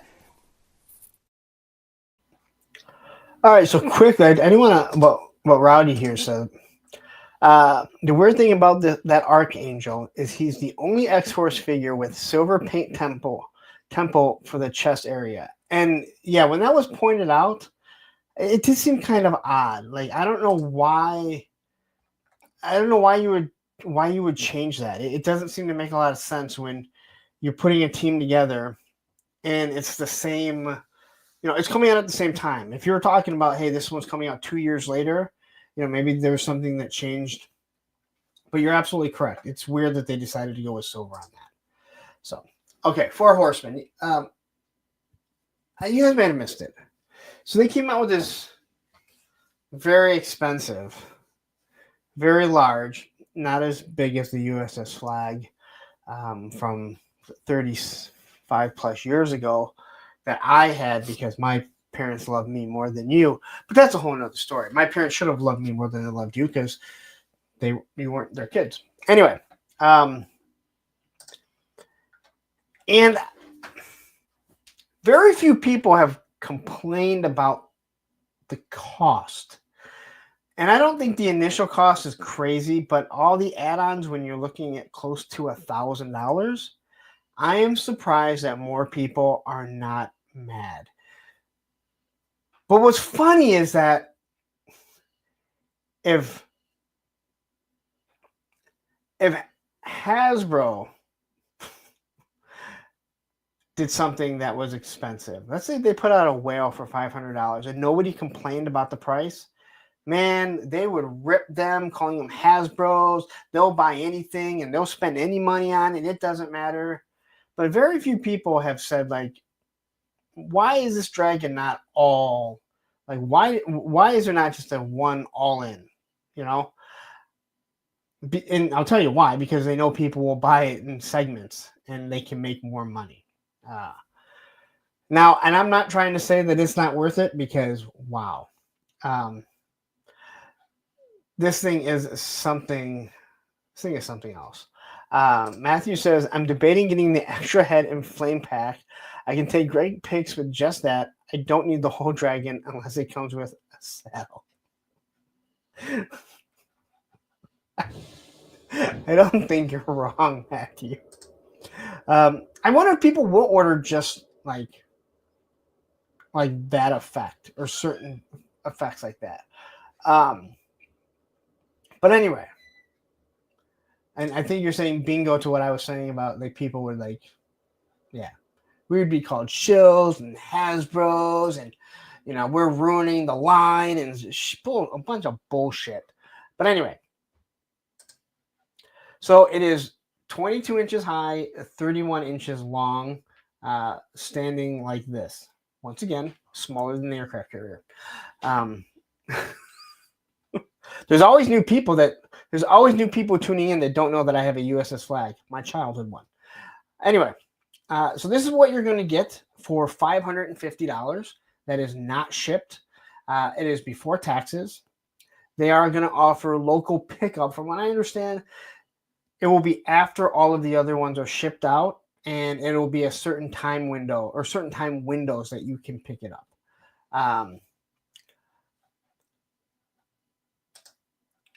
So here's kind of what everything is happening. I can't keep up with everything, to be 100% honest. I'm going to keep 100% honest. I can't keep up with like what you get with everything because there's so many different things. But Rowdy says there are definitely guaranteed sales for that thing with Mythic collectors. It's just so much for people who don't really want anything else from the line. Yeah, I'm with you. And again, I get it, man. I do get it. This is going to be something that is expensive. And this is truly a once in a lifetime. This is a dream project. I don't think you're going to see a repaint of this. I don't think you're going to get the Python Patrol version. You're not going to get a Jokerized one. Although if Todd can get a Jokerized giant dragon out before he loses the license, he just might. So I believe so you get the dragon, and then at certain intervals you get different add-ons, like the skeleton, which is with the Ashen skeleton. It unlocks at 3,500 units. The upgrade figure unlocks at 4,500 units. Upgrade set unlocked at 4,000 units. It looks good. They'll probably reuse this buck the same way that Hasbro will eventually reuse bucks of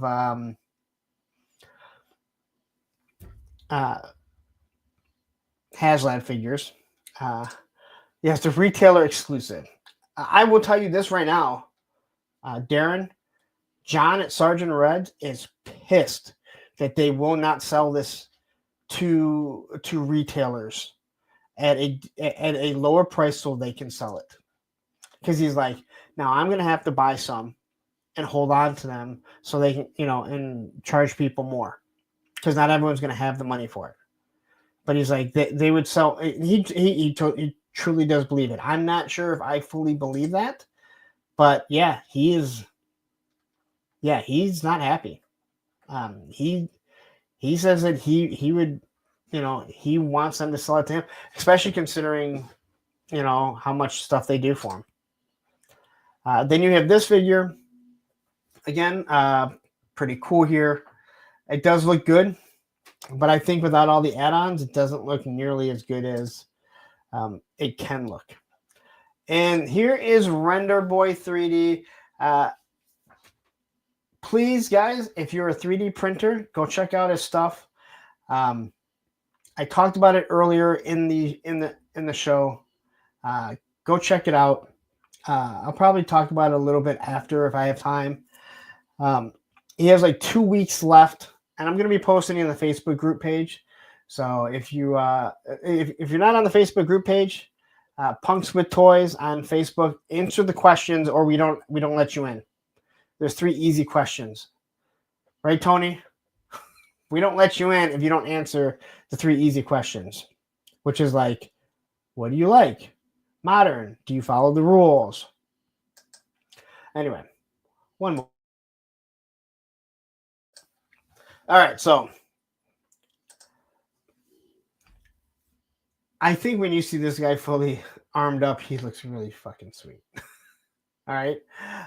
Yes. Answer them shits. It's not that hard. All right.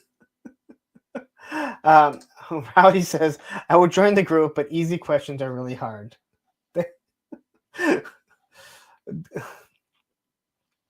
If you realize how many people cannot answer or will not answer the question, you might actually think that they were hard. Yes, rules are for assholes. But I like a bunch of assholes that follow the rules. I'm not gonna lie.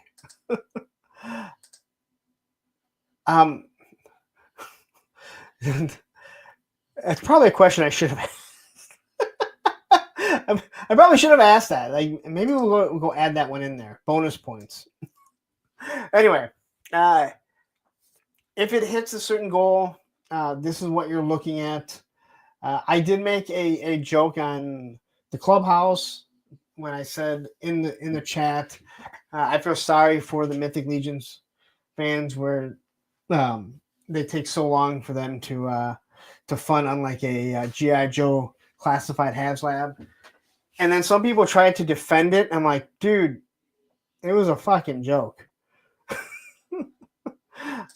A pup with toys. Anyway, so here's the Fiery Breath add-on. So you get the head, the Fiery Breath. It takes 1,000 units to fund. There's no way you're buying this thing without this. And see, I think this is where, Matthew, I feel like we haven't heard it today. Fucking Phil Collins.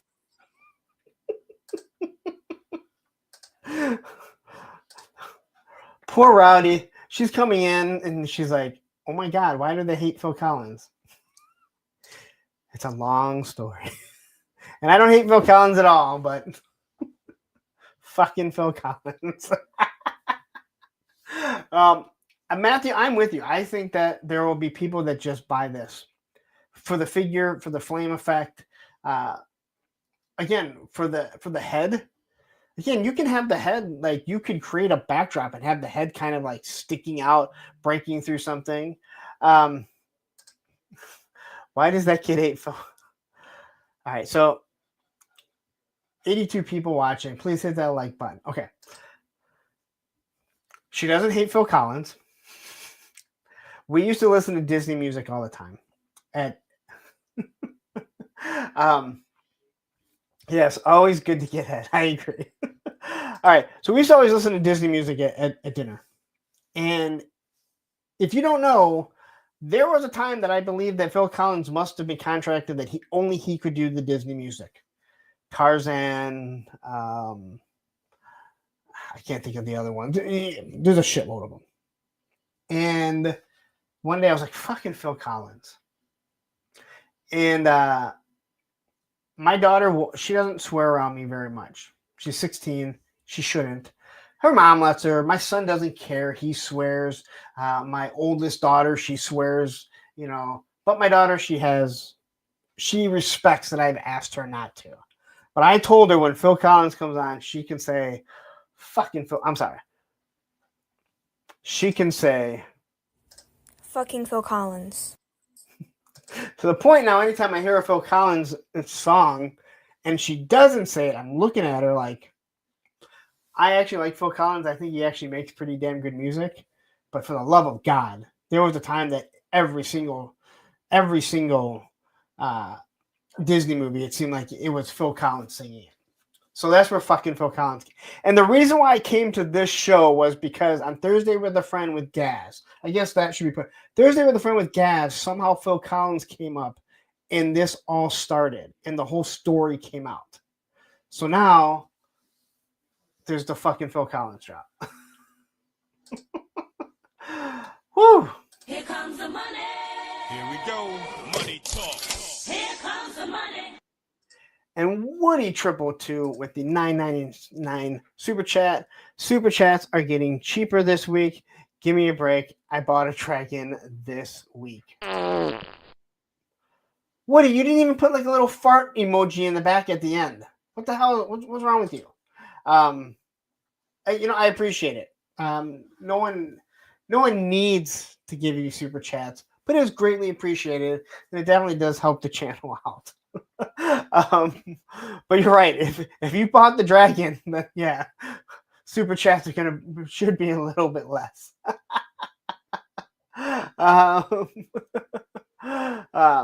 And Render Boy is saying, hi to everyone watching. We just got one more backer. Thanks so much.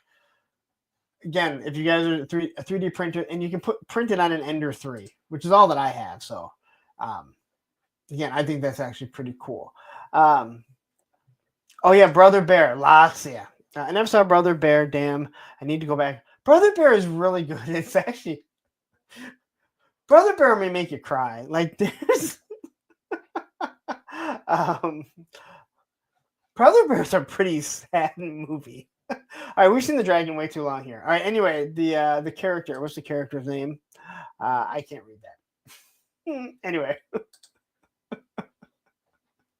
Anyone that's new to the channel, this is what you get. All right, me laughing at myself.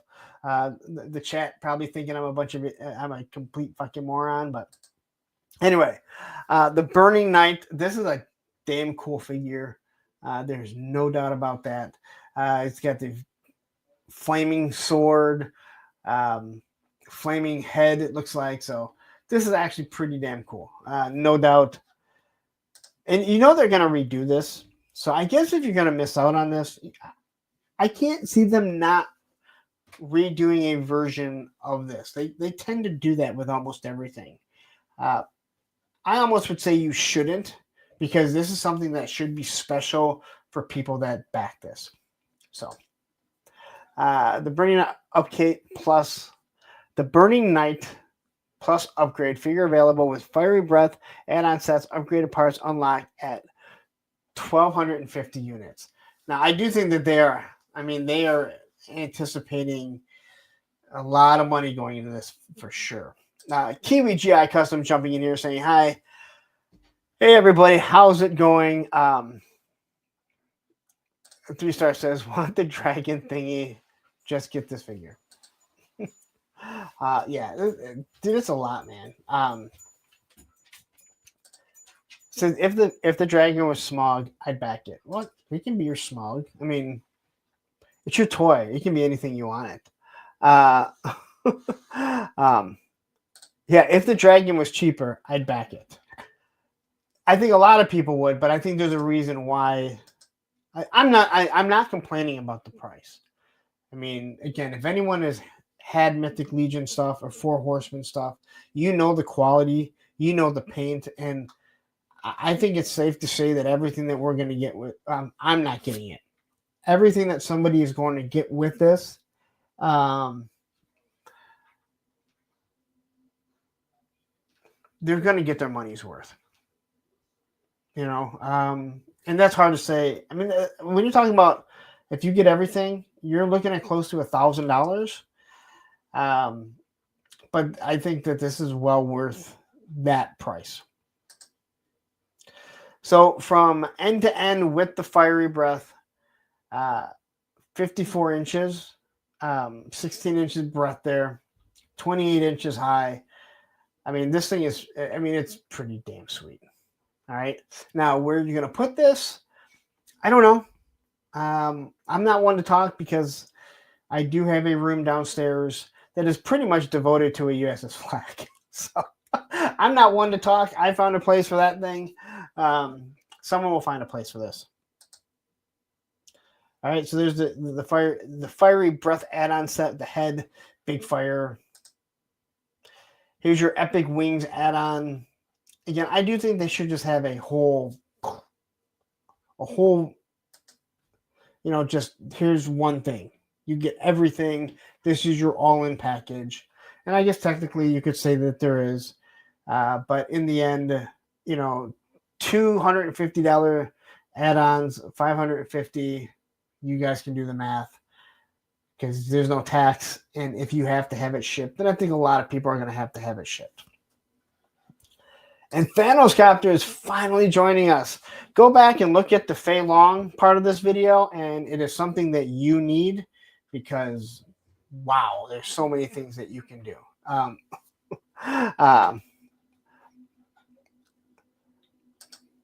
So, wait till they announce Maximum. I just don't know how to say the name. And I'm not going to try because then Matthew will be like, it is how it sounds.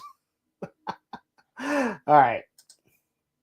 So here's the Walking Dead zombie. That's all I can think of when I see this. I think of The Walking Dead. Maybe I'm crazy on that, but to me, it looks like The Walking Dead. But these head sculpts are awesome. And again, if you know anything about the Four Horsemen, everything that they do it's top notch. So there's a reason why they put out a $550 dragon and then a separate set of wings and a separate head because they know people will buy this stuff. Jim Rome says that why does anyone do anything? Because they can. So again, the guys that buy Mythic Legions, the people that are really into the Four Horsemen stuff, they don't seem to be complainers, let's say like GI Joe Classified fans. I'm just saying. Or Marvel Legends fans. And a lot of that has to do with quality. But I mean, if some of these Classified guys even stepped into Mythic Legions, boy, would they bitch. We have Drock. 81 2000, whatever. I just don't see $150 value in the add-ons, but I'll probably get it. I think it's hard not to when you're already spending that much money, because that's going to be one of the. If you get the dragon, let's say you're all into toy photography and you're like, I just need the dragon. You're going to get that dragon, and then you're going to start seeing people take pictures with the elongated head and the fire breath, and you for the rest of your life are gonna look and say, I spent $550 on a dragon and it is incomplete. MCR says, yeah, add-ons are like a ripoff. And again, I don't think that the price point is per se, but I think it should have been added in, or there should have been an option. Where Matthew's saying not a ripoff, but tough. These are one-offs, a shitload of tooling, paint apps. Now, I'm with you. I just think that they should have just had one where like, hey, you go all in, boom, it's $50 cheaper. Knock a little off, right? But why? I mean, no reason to. They know people are going to buy it. Jamie Garcia is jumping in here.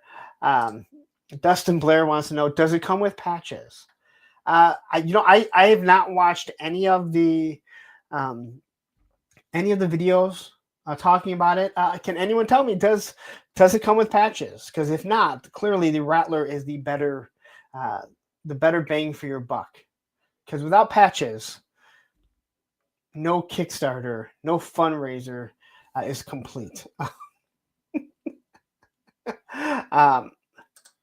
You can get the dragon. It's $550, and that's without shipping and before tax. So you can get the dragon without the add-ons. Now, again, if I'm investing $550 in that, I can't see why I wouldn't, unless if I don't like the way they look. But I don't know how you could dislike a elongated neck with a fire effect. But yeah. Anyway, I've seen that guy long enough. So here's the wings, the Epic Wings add-on set. Epic Wings, because the other ones aren't epic. All right, guys, I am taking a risk. Many of you guys already know why I'm taking a risk, but so first we're going to start with the important announcement, and that is Bill from Fresh Monkey Fiction had put out that he is now officially joining the Big Bad Toy Store. I'm sorry, Big Bad Toy Store team to be part of the Big Bad Workshop. Is that what I forget what it's called? And he said, we've been crawling along for years. Now it's time to walk. Soon we'll be running. And there's still going to be Fresh Monkey Fiction. It sounds like it's going to be some of these smaller offshoots. But I have a feeling within no time, Fresh Monkey Fiction is just going to be Big Bad Workshop. Bill's going to be there. I think this might hurt another company who has a huge issue with Bill, that runs his mouth about Bill as much as he can. And I think that this might be a problem for Valorverse. Now, I may be completely wrong, but it seems like if I'm doing exclusives and I'm probably their biggest supplier, I don't know if I'd want to work with someone who is attacking someone who's a big part of our company. So hopefully for Valorverse fans, that doesn't happen, but stranger things have happened. So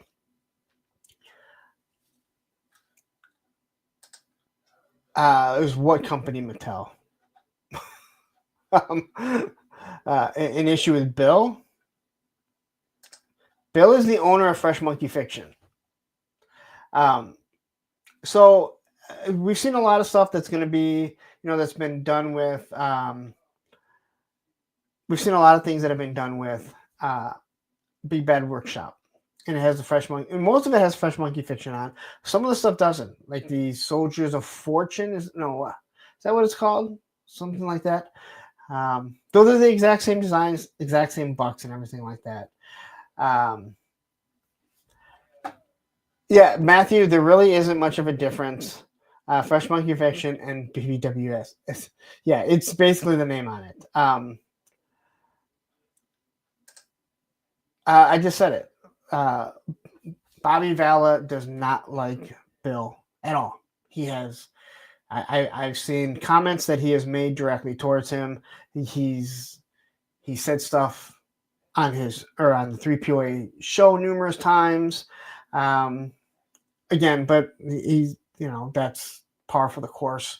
He's also attacked, the owners of Skeletron and stuff like that. So, but with him joining, and I think we all kind of saw this coming for quite some time. I just thought it would be Fresh Monkey Fiction. That would be BBTS exclusives.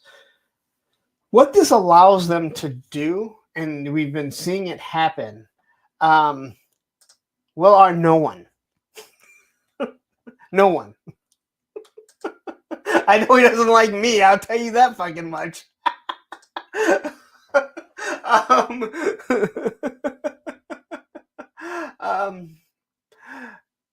Okay, so I'm distracted now.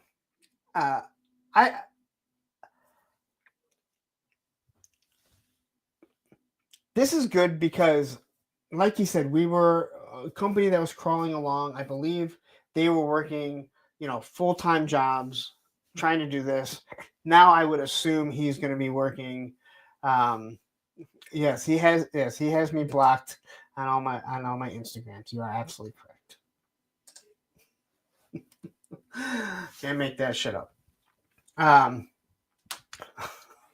Thanos says, yes, he likes me. He made a tribute figure. That figure does look like you.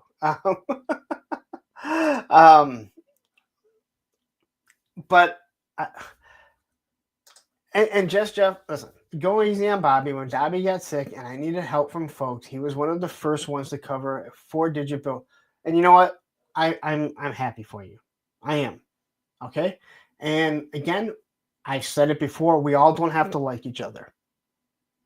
We all don't have to like each other.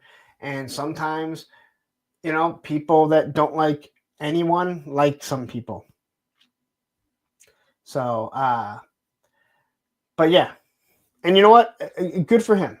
You know, and I'm glad for you, and I'm glad for Dobby for sure. You know, it doesn't change the fact. Again, I'm not telling any secrets. Like, I'm not gonna, you know, get into this whole thing. I'm not telling any secrets. People can go watch that show and hear all the people that he doesn't like and who he personally attacks over and over and over. I don't own a company, but I can tell you that's not good for a brand, just in general. Anyway, again, I think now we're going to see Fresh Monkey Fiction or Big Bad Workshop, whatever you want to call it. We're going to get to now see them back a product. I think, you know, when people complain about how long it was taking to get all this Operation Monster Force stuff, I said, who cares? They haven't taken any of our money. And that is something that I absolutely love, because I hate having money taken. I still have two O-ring Kickstarters that I've backed, and I didn't even go all in. That has been over 3 years. I think, are we going on 4 years? And not that I don't think we're ever going to get it, but good Lord. Anyway, Operation Monster Force did drop some new, and Ed, I wish you were here. I didn't back these at first, or I didn't order these because I thought they had already gone out. and then I noticed, I'm like, wait a minute, that's right. Shit, that's right. Operation Recall will be at Joe. Well, they were there last year. Operation Recall and Call Sign Longbow. We're just seeing Paint Masters. We're just seeing Paint Masters, and it drives me nuts. Like, it's been a long time. It's been a long time. And again, I don't think that they're looking to screw us, but wow. So anyway, we have a zombie, basically Cobra Trooper, which I think is going to work great. And again, they do the same thing that Valiverse has done. They try and make paint schemes that will fit with GI Joe, because I think a lot of people are looking to mix these. But I said before, Operation Monster Force is one of the most original ideas without being original. And to all the new viewers that are going, that makes no fucking sense. They took zombies, werewolves, Dracula, Van Helsing, you know, and they made this weird lore that they're now military, right?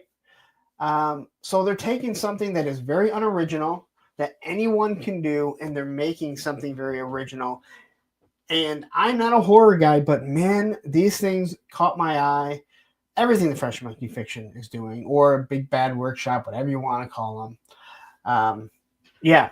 And Rowdy here saying you're absolutely 100%. Oh, you're talking to Jeff. I think you're talking about these things. Action. Ed says they've been beat up. New picks already pre-ordered months ago.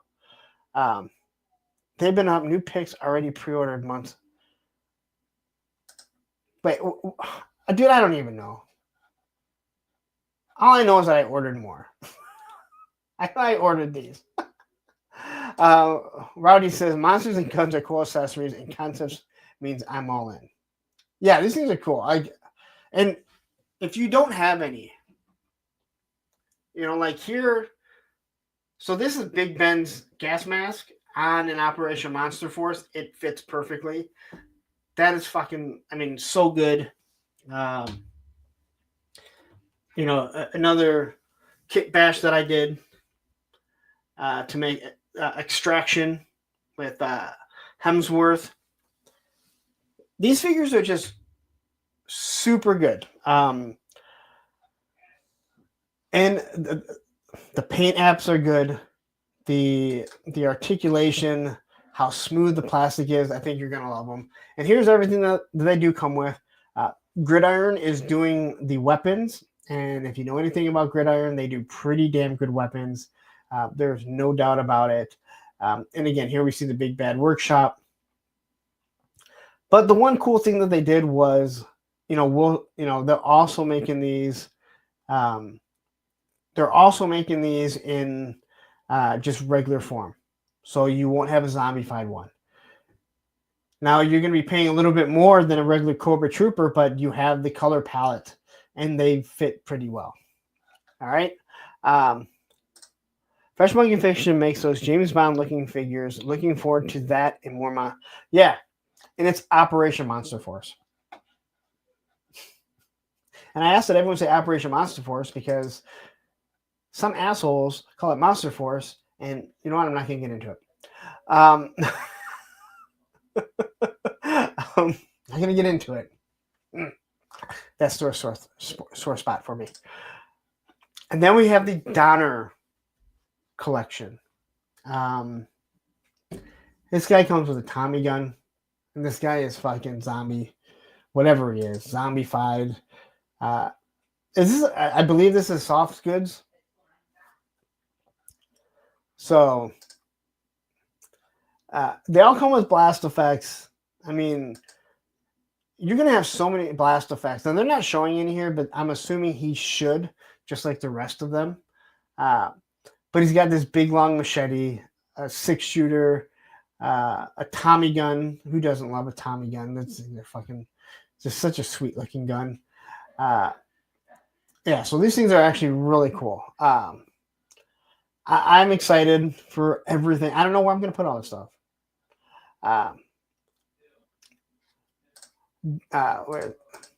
Donner Party is Frankenstein. Oh, yeah. So I see Donner, and I think of Dahmer. Which would be really, really, really dark, to say the least. Anyway.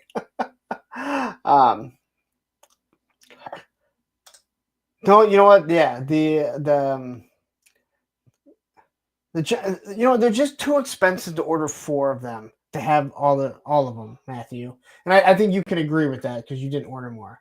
G.I. Jetman said Fresh Monkey Fiction makes that Monster Force Killer Warg. Okay, so they do not. Another company makes it for them. So if you have the Killer Warg and you're like, I don't really like this plastic, it feels nothing like what they're using with this stuff. And I think everyone has agreed with it. A matter of fact, one of my Killer Wargs, he has become loose. He doesn't want to stand for very long. Matthew recently posted a picture of his actually snapped in like 2 different places. So be careful with those Killer Wargs. They're really expensive. But if that's the only one you have and you're like, wow, I don't like this, or maybe you even say, I really like this, the plastic you're going to feel, and I'm a plastic expert. Myself and Bobby B, we are plastic experts. Someone had specifically gave us that moniker. They feel different. I mean, and I think you're really going to like it. Are you talking about the Killer War? Yeah. It's not the greatest. It's not the greatest. I'm gonna. Now, if you're talking about this plastic, no, this plastic is really good. At least it feels good. All right. But anyway, that is your Donner Party. And now on to some GI Joe. Let's take a quick drink.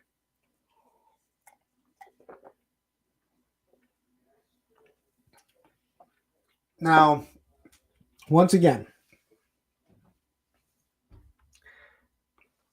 this Falcon did not come from anyone in these leaks. But put two and two together, and you can kind of figure out where the person that did send it to me got it from. Anyway.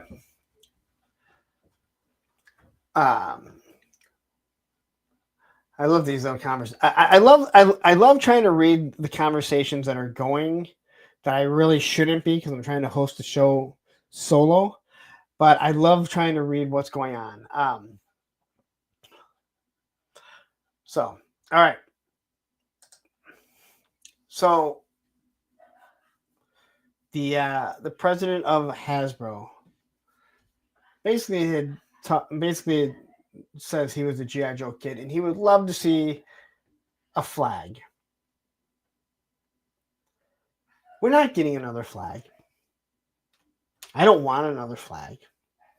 If we ever did, it would be either a 4-inch modern flag or O-ring version. Technically, you could use it for either or. Years ago, when this was not talked about, but when people were discussing this, my previous guest on Thursday with a friend, Patrick Stewart, he said if they ever did another flag, it would have to be bigger than the original one, right? You couldn't go smaller. You'd have to make it at least 8 feet long. All right? The original one is 7.5 feet long. You would have to at least make it 8 feet. You'd have to put some storage underneath it. I mean, I raised mine using 2x6s so I could actually fit vehicles underneath it, and I put lights on it and did all kinds of stuff, right? They would have to do that type of stuff. We already know that the 1/18 scale, and I'm sorry, this is, yes, Rowdy, thank you very much. Not to be confused with Sir Patrick Stewart. Thank you very much. People are going back right now. They're like, holy shit, dude, you had Picard on.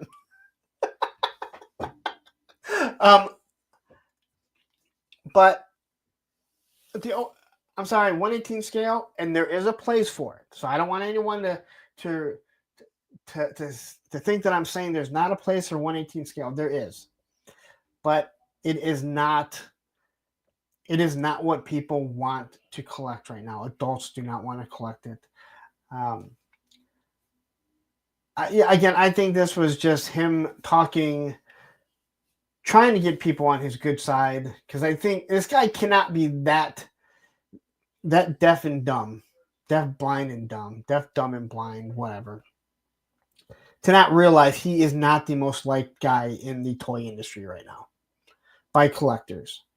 But to say stuff like this, hey, write in. I think Chris McLeod said it best. You're the one that has the ability. If you want to do a flag, you can do a flag.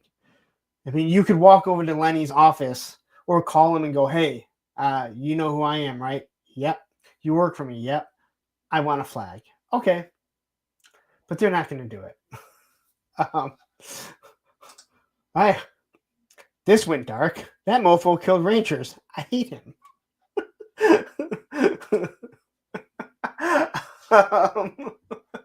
Now, I guess, could they do like a superstructure of this in classified version? I guess you could. I just don't know why you would want to, and again, they're not doing a classified version of the flag. No one would. I can't say no one would buy it because there's people that are buying $1,000 dragon, but no one has room for it. And again, as someone who has one of these and had one as a kid, still has the same one. You can't just put this thing anywhere, and it's not just 7.5 feet long; it's wide. So, but it gets floated out there. It gets people talking about GI Joe, which isn't the worst thing in the world. But yeah, so.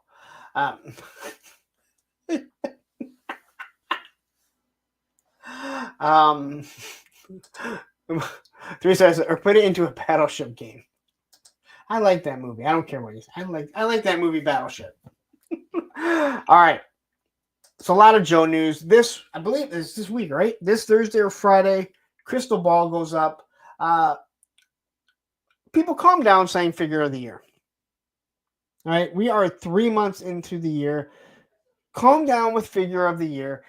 Crystal Ball still looks like the same shitty O-ring figure that we had. He just comes with a cool mask, That's all he comes with, is a cool mask. It does look good. All right, they have this. The GI Joe team has a way of taking shitty characters, shitty action figures, and making them awesome. But you look at Raptor, all right, he is completely changed. This is not completely changed. You're giving him a mask, all right, and yet the mask looks awesome. It doesn't glow in the dark. Huge miss, right? Everyone, we all agree? All this stuff should not be translucent. It should be glow in the dark. I think it looks good, but I mean, I think people are flipping out saying, that is, already figure of the year. And Plastic Battle is jumping in saying, I'm glad it doesn't. Really? You're glad that it doesn't? See, I like glow in the dark. And I think that this would be perfect. I mean, that is a perfect glow in the dark color. What I could see is down the road them doing an exclusive where it glows in the dark, right? Isn't that exactly what exclusives are for? Andrew Taylor says, why is no one doing good glow in the dark anymore? Only NECA seems. I disagree. Mattel does it well. I've talked about that Scare Glow. $15. The Scare Glow, the skeletons. Please record this. The Valiverse Tracer Swarm. Very good glow in the dark. Not as good as Scare Glow. I will never say anything as good as Scare Glow. There are some really good glow in the darks. I think that Hasbro totally missed the boat with doing the mole rats by using paint. I agree. Super 7. When I've seen a shitty, I don't think the Four Horsemen. I like that it glows in the dark, but I don't think it's good enough. So, but yeah, unless it can be translucent. Well, I would say, like, if it's molded in the glow-in-the-dark plastic, not painted on. I'm with you. Painted on, don't want that at all. But if you look at, like, the Scare Glow from Motu, that's exactly, you use that plastic, it is awesome. And Allison Troy is jumping in here saying, it's definitely figure of the year. You can't fight the truth. Oh, I can. The guy can't even hypnotize me in this thing. And again, I don't think it looks bad at all. I don't. But I think people are going a little overboard, right? So he has this, flame sword. He does have the beat up trench coat or trench vest, maybe is what it is. Again, it does look good. They have a way to make things look good that aren't that good. But again, this is what I wish this was glow in the dark. And then maybe I would say that it was, I wouldn't say it was figure of the year. I would not. But anyway, there's a shield. I don't remember what was in the original one at all. I really don't. Because I don't have a shield anymore. I do kind of like this little globe effect here. Chris Allen jumping in here saying that Origins Scare Glow is the best and brightest glow I've seen on any figure. That thing is such a good nightlight. Chris, I could not agree anymore. That thing will glow till fucking 4 o'clock in the morning. There will be a slight glow. You're absolutely. And what's crazy, even the glow in the dark skeletons don't glow that much. The deluxe STCC Pulse DFW Joe Fast Burger King version will be glow in the dark. Thanks a lot for that, Baldy. Who will be he will actually be hosting the Circle of Jerks tomorrow at 6:30 with myself, Terry the Island Viper, and Spec I Hate Matthew Matson. Now, he didn't say that. I just said that. But he probably does. Sean Forrester says, figure of the line. His figure in the line.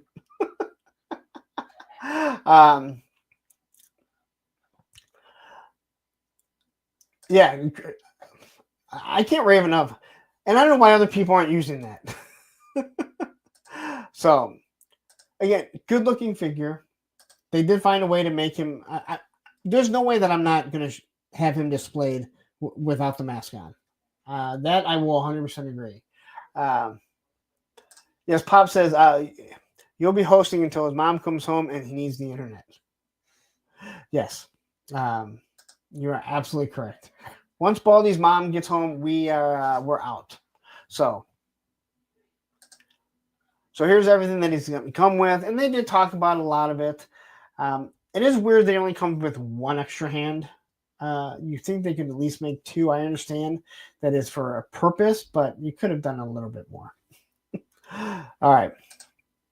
There's the box form, and this is a Walmart exclusive. So, guys, please look for this to go up. Just get it. Deal with it. They'll ship it out to you. All right? I've not had an issue with Walmart. Knock on wood really lightly. Can't do it too hard or else Roman thinks someone's at the door. Just order it if you want it and let it sit there. And you'll get it when the time comes. There's the back of the box. In the back, this is Firefly. I know people thought that it was possibly other figures. It does kind of look like it was going to be Night Viper, but when you kind of break it down, it is definitely Firefly. So, and there he is with his weird 6-shooter. Again, they make everything look good. I don't know. No, he's sleeping. He's over there. If he was back here, I would. All right, so I guess this was a horrible kept secret. So this is Mercer's chess piece. Or chest, not chess piece. I guess it's going to be in a 2-pack with Sergeant Slaughter. And when Chris McLeod of the Full Force said that, and he said, Sarge has been basically telling everyone that there's a 2-pack at every convention he goes to. I don't know about you guys, but the first thing I was like, we need another Sergeant Slaughter? Like, we just got a second one. Yeah, thank you. Like, Roddy, that's exactly what I was thinking. We need another one? Like, I feel like they're not that far between. Now, are you going to do is something going to be different? A plastic bag, a Desert Sarge. Well, doesn't he have to? I mean, I guess he doesn't have to, but shouldn't he fit in with the aesthetic with Mercer? I mean, shouldn't they complement each other? And I really have no idea. And again, I know. I guess he does have different iterations in the Real American Hero line. I just don't think we need another Sarge already. But I'll buy it. I'll buy it because I have issues. Now I don't know. I don't really understand the purpose of having the tape measure next to it. But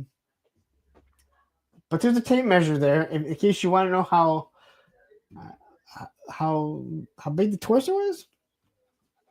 But anyway, I really had no idea that Mercer was coming. This kind of just popped out. But he is coming with, I guess, in a 2-pack with Sergeant Slaughter. And this one was already announced. This one, I believe, if I am correct, all came from it all came up when he was on with a Toy Kind of Mood. He was playing with version 4 Snake Eyes. Everyone knew that he really liked it. But he was playing with it. It really got the speculation going. And, by the end, people had kind of figured out that they do that type of stuff to sneak that stuff in. Aaron jumping in here, says it's the Warthog Driver Sarge version 3. Is that the version that it is? I don't have that version. Or do I? Johnny, which one did you send me? Johnny sent me a couple, and I have one. K-Dog jumping in here. So this here, which I gotta say, I like that blue. That blue pops, right? And before anyone says the Snake Eyes is supposed to be black, he shouldn't be any other color. This version of Snake Eyes has been done many, many, many times. It's not like this is something new that, oh my God, there's a blue Snake Eyes. It's not my favorite, but this one has been done so many times. So I don't really think, I don't really think that people should be too upset about it. Allison Troy says, speaking of warthogs, I need to go call my ex to see how his dad's surgery went today. And then Rowdy's like, have you ever met Allison? I'm just asking, because if you haven't, get ready. Watching from my phone because I'm a victim of Chromecast disaster of 2025. I have no idea what that is, but I'm sure you'll tell me. I'm sure you'll tell me later. All right. And then she's got legs. Oh, Rowdy, go follow Allison. I think you two will probably get along pretty damn well. All right, so we got lots of legs here. We got Slicer Dice. I forget who it is. We have Battle Armor Cobra Commander, Armor Cobra Commander. I'm not sure exactly how he went. We have Monkey Wrench. We have the Firefighter, and then we have a new version of Major Blood. Not on a retro card, according to Chris McLeod. So now they were trying to break this one down here, and there was, there's no shin cut here. Well, my guess is that the ankle articulation is going to move back and forth the exact same way that Shipwreck's pants move, because he doesn't have the shin cut either, but the ankle cut moves the exact same way. So I think that's how it's going to be. They're pretty smart. Again, I was wrong a lot about that Nemesis Immortal. That's what I called him, because that's what they named him. He does have better articulation. You just have to figure out where it's at and slowly move it. So again, I think they are removing this. I think that they're changing the shin cut, or the boot cut, shall I say, and hiding it, which is better, because I don't want to see the break. That looks awful.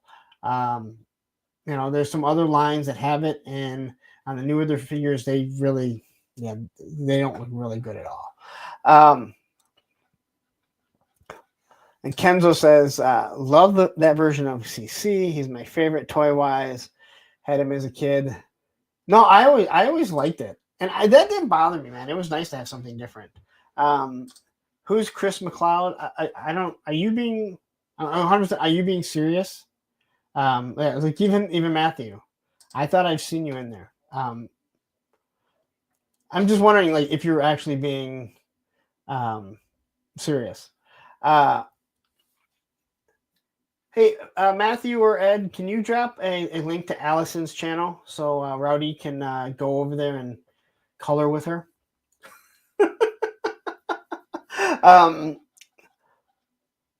Yeah, so GI Jetman, and I think we're all really asking. If you don't know who Chris McLeod is, and if anyone here doesn't know who Chris McLeod is, he runs the Full Force.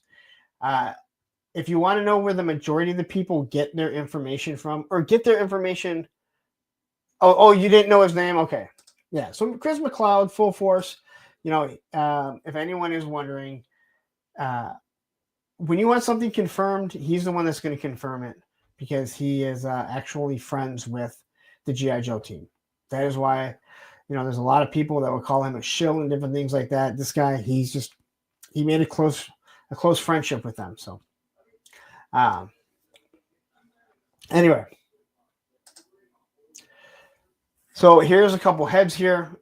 We have Armored Cobra Commander. Now, this does look like it is the same, and this looks like it is the same Major Blood due to the eye, but I have not looked at my Major Blood. Has anyone compared them to see if they're the same? Because I definitely be interested to think. It seems like if they're showing off, I mean, if he's showing off like unpainted head sculpts, I don't know why you would. There's no reason to really show off one that we already know. But I guess a lot of people they didn't have Major Blood, so so here's a side version of it. Now this is crazy. I don't know why they're already giving us another dock. Maybe this is maybe there's a retro carded dock with this hooded or with this Armored Cobra Commander. But yeah, so it's not Doc. It's fucking Mace Windu.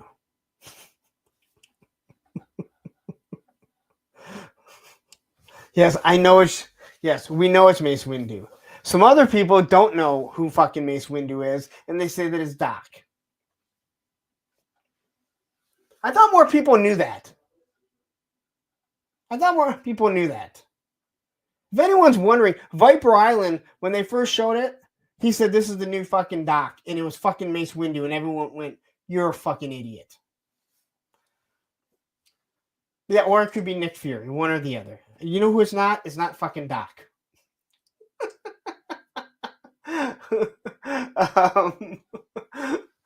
Now, who is? Does anyone know what figure this is next to it? What head sculpt this is? It doesn't look like. I don't believe it's the Joe figure, but does anyone know who that is?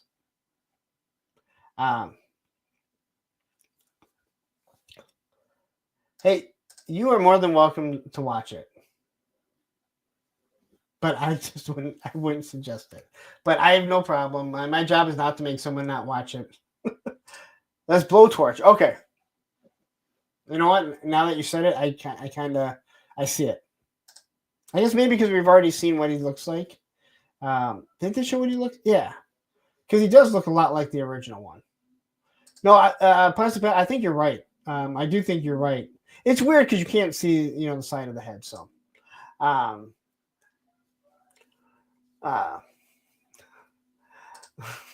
hey, Viper Island is calling Sam Jackson as Doc. He'll have receipts. I know.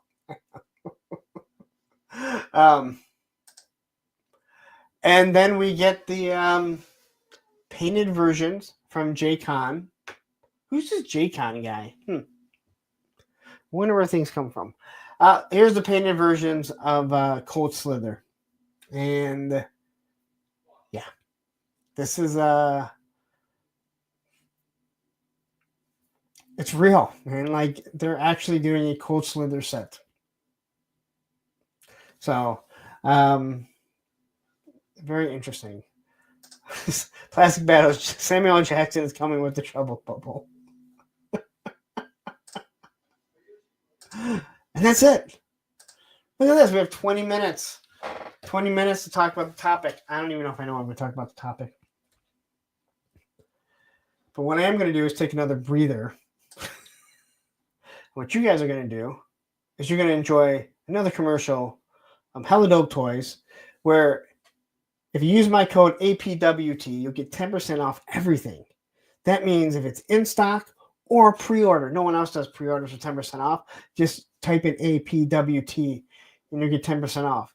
And even though they're not supposed to do it with some of the Four Horsemen stuff, sometimes it works.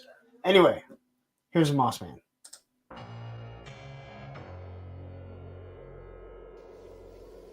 Oh, hey guys, what's going on? Mossman, what are you doing back here? Oh, you see, so Skeletor, he had to go to the grocery store. He had to go buy more barbecue Pringle chips. And so he's put me in charge here for a little bit. In charge of y'all. He said, "Man, Mossman, I have to go to the grocery store, so I need to put you in charge of Snake Mountain." Yes, that's Skeletor. That's Skeletor, right? Skeletor said since I was in charge, I could use the credit card and maybe go online and buy some action figures for myself. Oh, some action figures sound kind of nice. Yes.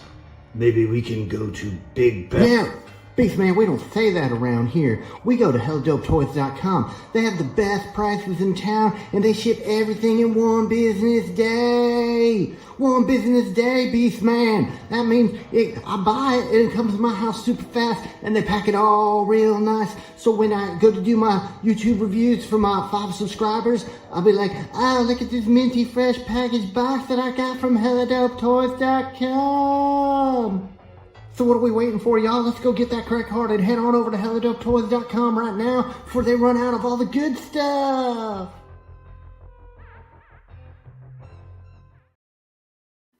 So I've been watching this commercial for how long we had it? A year and a half? 2 years?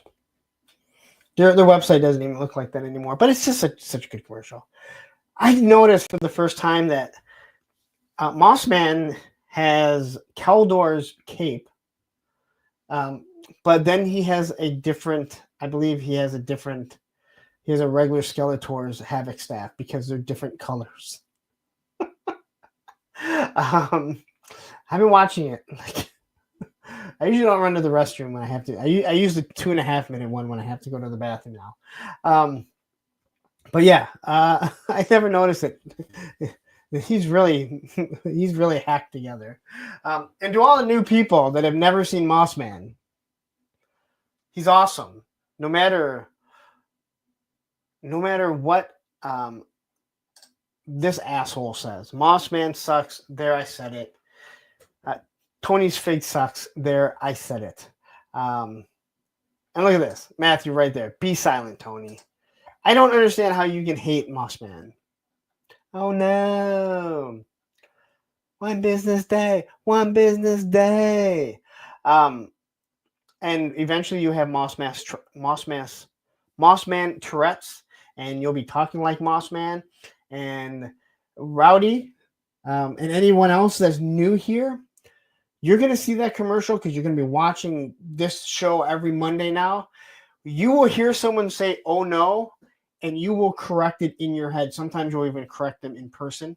And I'm sure Ed will agree. Matthew will agree. I know Tony will agree.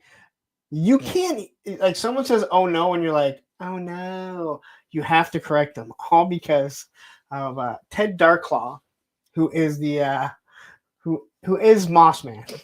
Like, if I ever heard if Mossman is in the new He-Man movie, we're all gonna be so pissed off. We're all gonna be so pissed off that he doesn't sound like Mossman. Yes, Mossman should be figure of every year. At least he should be the presenter of Figure of the Year, right? But yeah. So, all right. So, this was the topic I was going to talk about last week. And because, well, Toy Fair there was a lot of stuff. Aaron Stepping says, I ruined my Mossman in the slime pit. No, you now, damn it. If he's at Joe Fest, Ed, remind me, if he makes it to Joe Fest, we are showing him the Mossman commercials. Because if you guys don't know, Robo has a true fear of flocked stuff. He doesn't have to touch it, I guess. But you know what? If he's there, he is so going to see the Mossman commercial. There's a whole series. Just so people know, anyone that's new, like I asked Dope Toys if I could just have exclusive commercials for Mossman. No one else uses them. But Mossman has, I think, Ed should know, I think 3 other adventures of Mossman that happened well before. Like, that's where it all came from. He even has a Mossman mobile that Radnam created one night on his stream, or while they were on the stream, I believe. But yeah. All right, so anyway. With DC now getting, I'm sorry, with Mattel getting getting the DC license. Now I know Todd is like, I will continue to make DC figures no matter what. Mattel's like, the hell you will. I want to be there like the first time he produces a DC figure when he doesn't have the license, and someone from Mattel just shows up like, the hell you will. Ed says, oh yeah, there are 3 total plus the Punkathon commercials. Hold on, you know what? Aaron? No, Ted's the one that does it. Which one? Is it number 2? Hold on. So the Streamathon here had 4 Mossman commercials, but one makes a special appearance from. Oh, hey guys, it's Mossman again. And Dopey. No, you're not part of this one. Okay. Anyway, welcome back to the Punk with Toys for Tots Streamathon. So this is going on from October 25th through October 27th, which is streaming non-stop. So we've made a whole bunch of money so far to donate for Toys for Tots, but we can still keep going. We still got some time left. So if you want to participate, you can send a super chat or a super sticker, or maybe even consider becoming a channel member. And all that money, Lawrence is going to take that and go to this really cool toy store, Sergeant Red's. He's going to buy toys, and all that's going to get donated for Toys for Tots. But anyway, we still got a whole bunch of really awesome content coming from a lot of great content creators. So let's get back to the show. All right. I just had to show that. I love Dopey. We need Dopey commercials. And that Dopey was made by our moderator Ed, Action Figs there, sent to Hella Dope in a box and everything, a little case and everything. Anyway. So, my question was, do you guys care who makes your favorite brand? There are people that are loyalist. Let's be honest. There are people that will be loyal to a company, and other people don't really care. I think that the Mattel getting the DC license is a good thing. Because even though Uncle Todd is willing to create characters that maybe no one wants or just obscure characters, he seems like, just like Super 7, they refuse to change. Now, the difference between him and Super 7 is his are actually at a reasonable price. But I'm wondering 2 things when it comes to Mattel. Are they going to keep 7-inch? Keep it 7-inch, or go 6-inch, go 6-inch line, so it can fit in with Marvel Legends, which is what people want.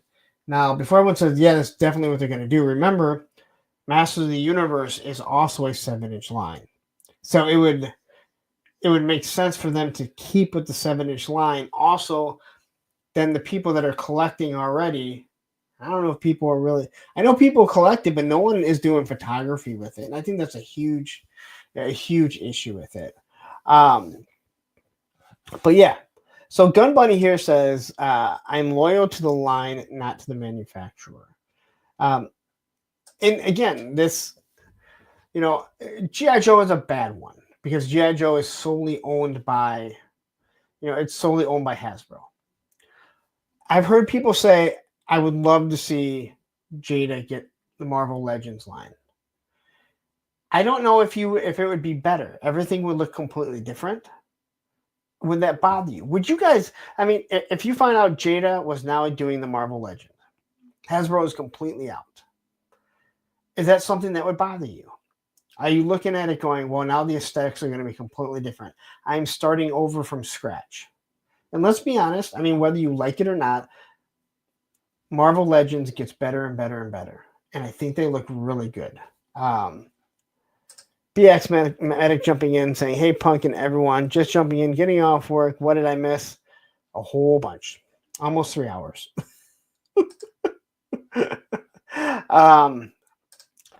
Just Jeff is saying, as long as we get 6-inch DC figures and I don't got to eat ramen for a week, I'm down. Well, that is the thing.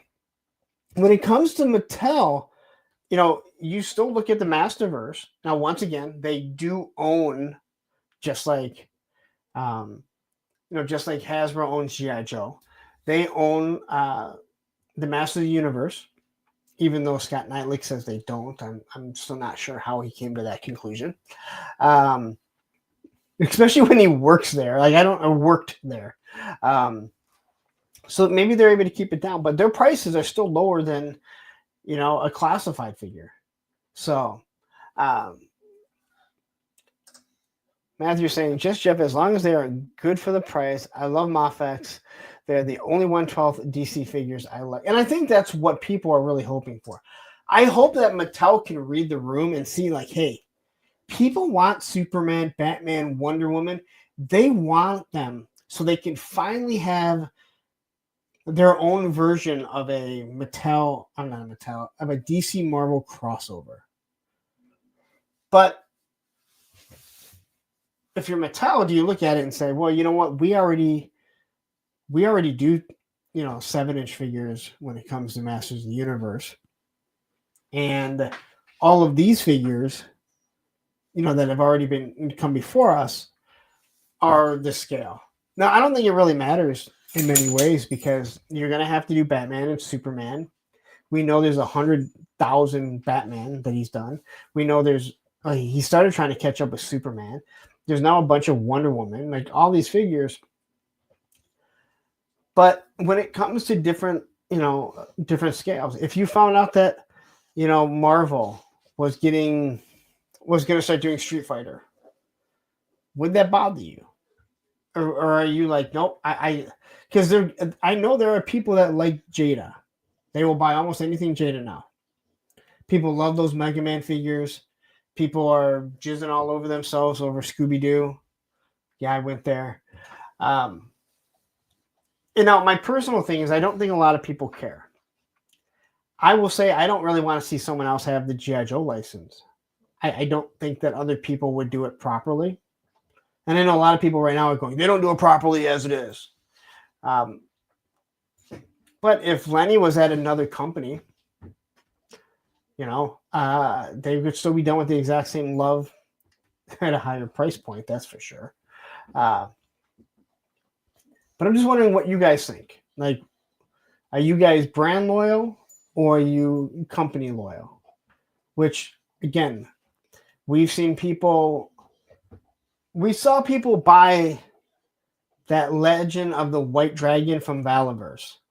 Now, I don't care how you try and spin it. Those were not good looking figures, and they were just two repaints thrown in a 2-pack together. But people bought it because they're company loyal, right?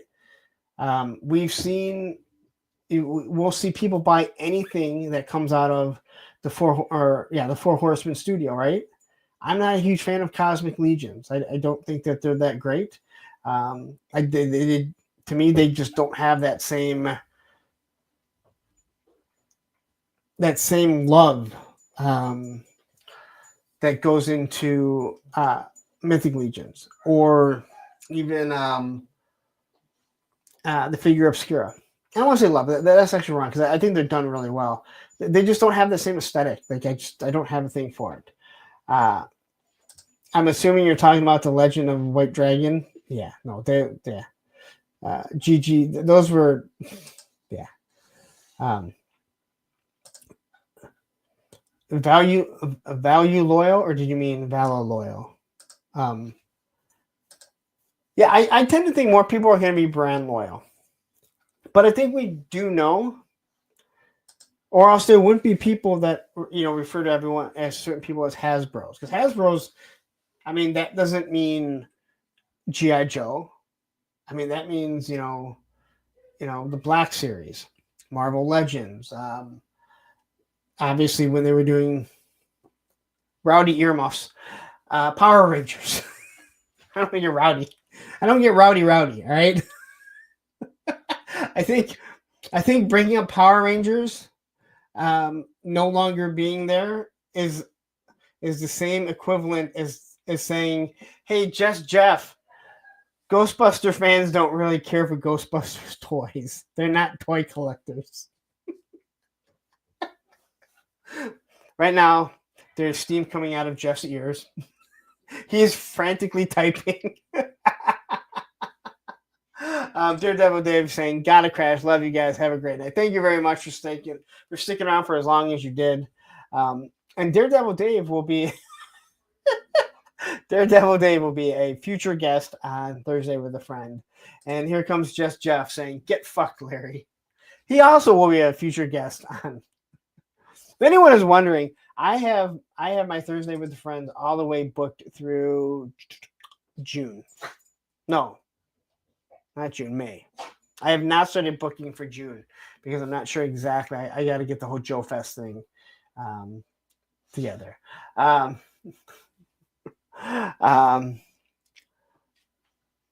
Rowdy says, "There's a reason I call myself Rowdy Riles or Rowdy Riley." Yeah, it's a tongue twister. I tell you that much.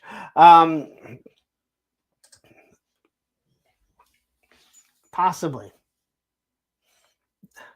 I know there's a lot of people that don't like me. The line like wraps around the block, but it's cool. It's been like that for years. Action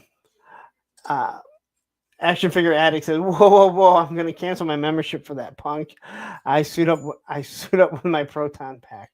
All right, so I did it on. Okay, when we talked about the whole Ghostbusters thing, I didn't say that there are no Ghostbusters fans that don't collect toys, but I believe the majority of Ghostbuster fans are more cosplayers and not toy collectors.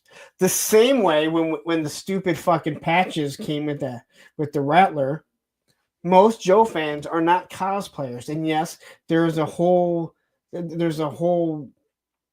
thing for them, right? The finest. But let's be honest, Joe collectors are mostly toy collectors, not cosplayers. Doesn't mean none of them are.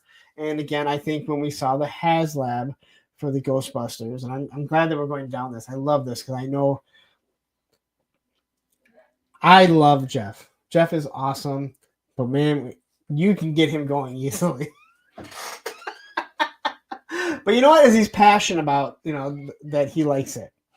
That guy was like, we had him on. He was just like, he's showing us everything. Like, okay, I get it.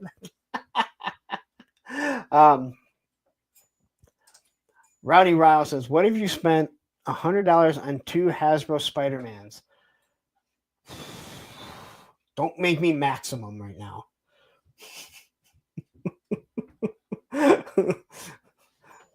Don't make me maximum. Don't make me. That's how the Hawk should say it. That's what Bruce Banner should say. Don't make me maximum.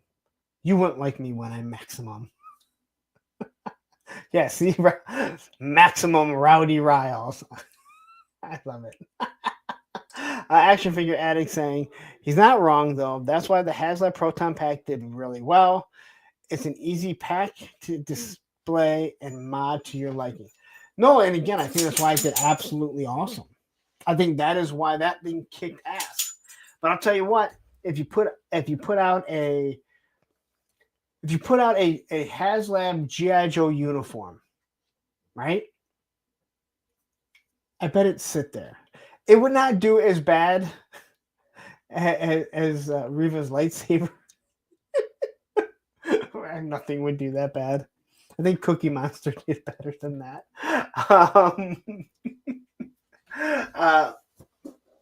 That's off topic.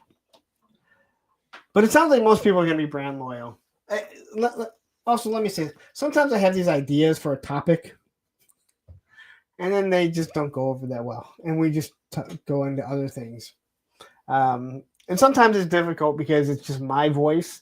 I'm trying to read exactly what you guys are saying, but again, this show doesn't do what it's supposed. This show isn't nearly successful or popular or anything without all of you guys. So, but anyway, we have Bull 80 jumping in here. What's up, Pumpkin Chat? I love people that show up right at the end, man. TC says Operation Monster Force and Action Force still Sub 7 loses license.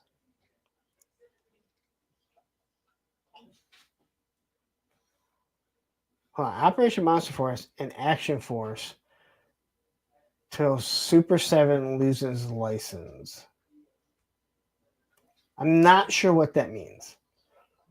Could you like expound on that? I'm trying to figure out what you mean by that. Like what license is Super 7 going to lose?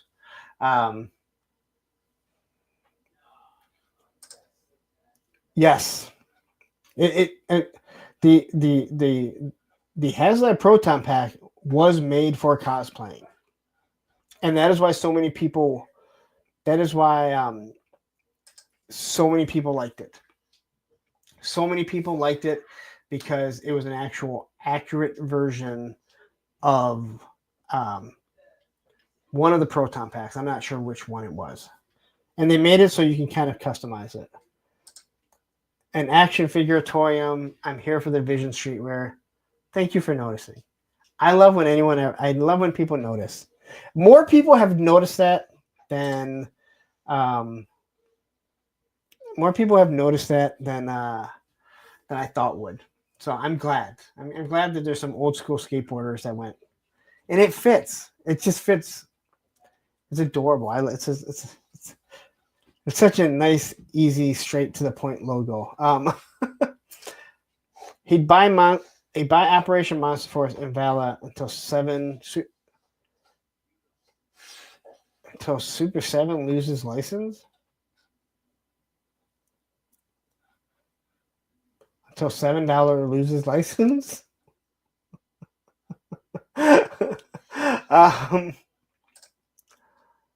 All of the HasLab Ghostbuster stuff is wearable. They're a great piece. How do you wear the hearse?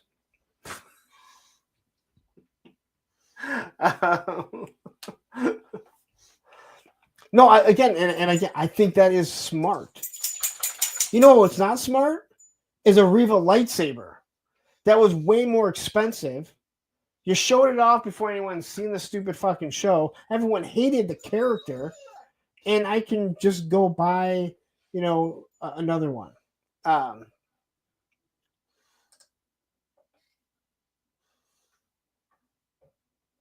can't read everything. I can barely read to begin with. All right. No. That thing was dead on arrival. But I still believe that was something that was handed down from Lucasfilm to basically say, this is what we want. Which made no sense because they already do every lightsaber. Why would you do one as a HasLab? It made no sense. There was nothing special. If you would have made that thing spin, maybe. Actually, if you would have made it spin while being lit up, I think people would have. I think that thing may have funded. But it was like $500. That thing was dead on arrival. But yeah. Anyway, I'm trying to read through here. If only they offered patches.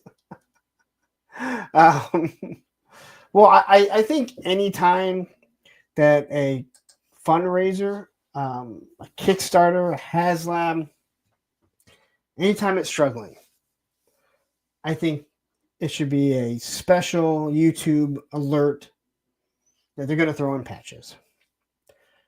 Hell, the patches don't even have to have anything to do with what they're giving away or what they're selling you. It just has to be patches. Menhoza says, customizing your lightsaber can be extremely expensive and addictive. My son ordered one or two from another company where you can customize it with different sounds, the different light, the hilt's different, and then way cheaper. You just can't call it a lightsaber. It has to be something different. So, okay, so Action Figure is saying, Riles, they did the pack from Afterlife. Personally, they should have done another one for the Frozen Empire pack.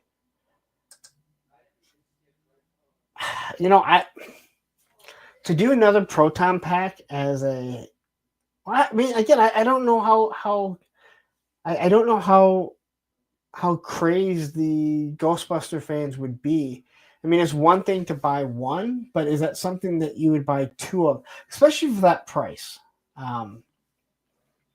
Again, when we're looking at stuff, I mean, sure, we bought, a basically a repaint of the Vamp for $100. And many people bought multiple Rattlers and Dragonflies and hisses. It feels weird. It's just like the end there. You want to say hi? Come on, say hi. Say hi. Hi, buddy. I love you too. Say hi. Everyone loves you. I know what you want. Can you give me a couple minutes? What? No. There's only one kid awake and he's playing a game. I think the other one's sleeping. Can you sit right here? Get up here. All right. That's Roman. If you don't know who Roman is, someone who asked for Roman earlier. Now you get to see him. And he's again, like everything with the show it's all organic, and I don't even know how he became such a big part of it, but yes, I have my PJs on. Thank you very much. He is sometimes he can make things difficult, but he's been like the best thing. He is a puppy that's like 8 years old.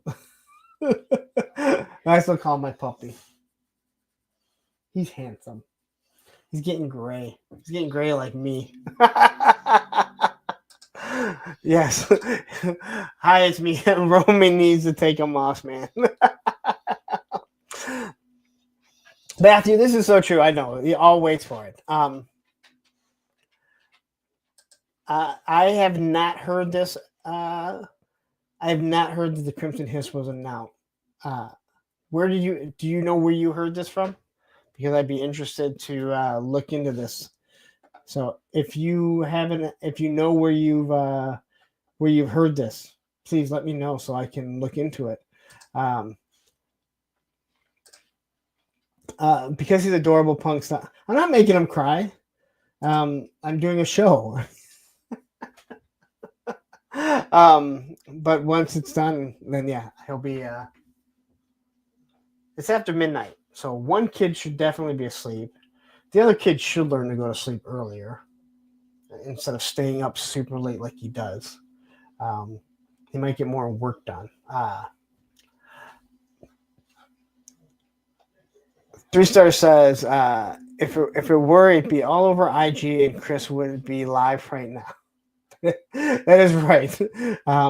Chris McLeod would be live, but you might have heard it elsewhere. Because there's a lot of rumors that go. I mean, there's a lot of people that have obviously dropped a lot of different rumors saying, hey, this is coming, that's coming. Some of the stuff comes out to be true. I'll say it again. This is one of the most popular adult toy lines, GI Joe now we're talking about. And if you throw out enough things, eventually you're going to be right on on a lot of it. So I don't think throwing out a bunch of popular vehicles from the 80s of a toy line that is being made is a shocker, right? So, and Merman saying, well, hey, everyone, my name's Merman. I always laugh whenever Merman comes in.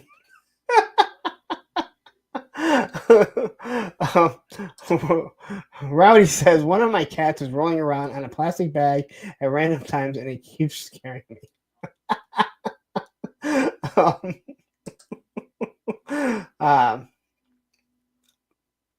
Stanley says the full force has not mentioned a Crimson Hiss. So I'm just interested to hear. I'm just interested to know where you heard that because I want to look into it a little bit more. So yeah, if you have some place you may have heard it, I would absolutely love to hear that. So, yes, Tony says, guess what? The Thunder Machine is coming out eventually. Like I said, I'm gonna go grab my book. I forget who did the book. It has all the O-ring figures. I'm just gonna do a video. I'm gonna say I've heard this figure's coming and this figure's coming. This figure's coming. I'm gonna do like a 4-hour video. You guys have seen my reading. It'll probably be longer than that. And then when that vehicle or figure show up, I can go look at that video. I said that it was gonna come. Sure, I read every single fucking figure that's ever been done in the O-ring form, but it doesn't change the fact. I went out on a limb. I threw it out there, and I was right. So, anyway, Pop Blender says, stating it, fucking autocorrect on my phone. Pop Blender says, I don't think Aaron was stating it. He was just asking. No, he wasn't, and that's what I was just asking where he heard it from. He did not come in. You know, we've seen those people that come in and say, "Oh no, this one's been confirmed." He literally, yeah, you're right. He actually asked, "Hasn't the Crimson Hiss been confirmed?" And like I said, I haven't heard anything. I haven't heard anything about that. You know, I have my feelings about if they decide to use any of the HasLab molds that we have backed as vehicles. And I don't care if they rip the electronics out or not. They asked us to back this. I am always the first one to say Hasbro is $1 billion company, but GI Joe is not $1 billion brand, so you can't expect that. But when you've asked us, when you are $1 billion company that can help that, you should not reuse those vehicle molds. The figures I can accept. Now, obviously, I can't change anything. But with that said, yeah, I don't like that idea. I don't like if they did a tiger. It's not called a tiger paw. What was the Tiger Force Dragonfly? Like, I don't want to see that. You know, I don't want to see the Locust. If you do it, it should be a completely different design. And I know people say, well, that's a lot of money, but we're the ones that back that for them. So I do have my feel. And again, I'm not saying it's not going to happen. Thank you, the Tigerfly. Which Gun Bunny has one because he created one himself. Which, if you haven't checked out Gun Bunny's custom Tigerfly and how he did it, if you're not checking out his content, you need to be doing so because there's very few better customizers right now. And he only does GI Joe, right? I believe you only do GI Joe. But the same thing that I kind of tell Tony about why he should be doing more customizing videos is because if you're painting a GI Joe, and again, I know Gun Bunny loves Tiger Force. If he's painting Tiger Force and he's doing customs, you can be customizing Valiverse, you can be customizing Operation Monster Force, He-Man. It doesn't matter. You're learning how to paint and how to make that stuff better.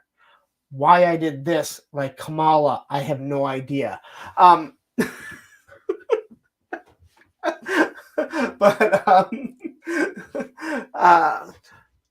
But yeah, like you can learn how to customize something completely different by watching something else. There's no doubt about that.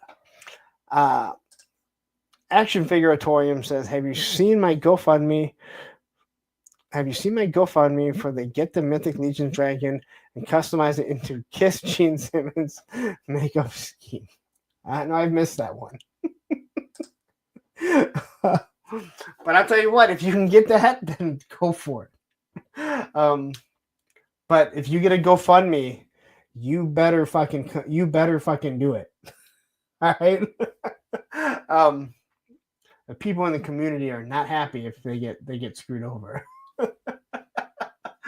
But anyway, 3 hours and 16 minutes. I think I got to go because I got to drive someone to school in the morning, and then I have to go work because, contrary to popular belief, YouTube doesn't pay me all that well. By all that well, I mean it barely pays at all. This is not my full-time job, although I probably spent almost as much time doing content as I do actually working an 8-ish to 5-ish job. I don't want to say I work a full 8 to 5. Yes, Matthew, yeah, I own YouTube. That's why I do this from my dungeon. You know, if I own YouTube, I would. To have that power, I'd probably ban people just because I could.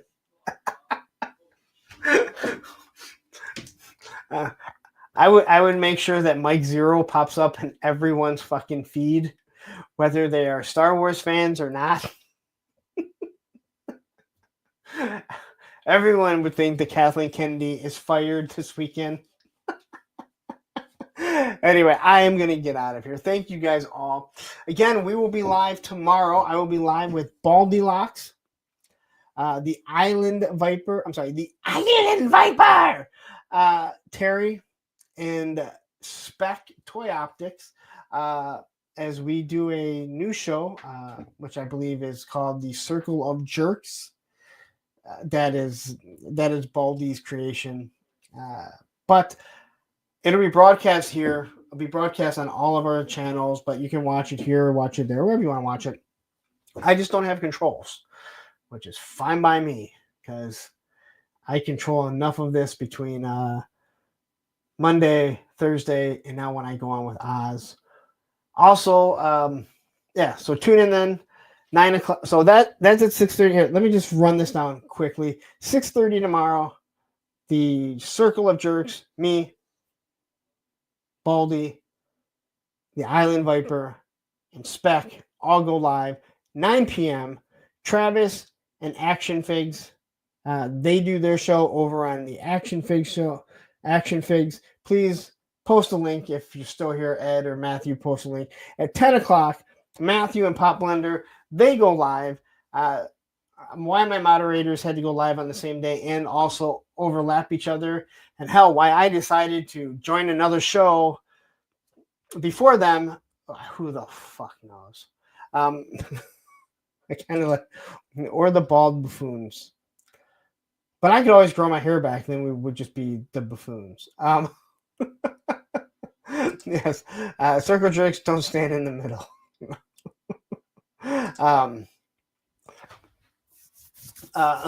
Yeah.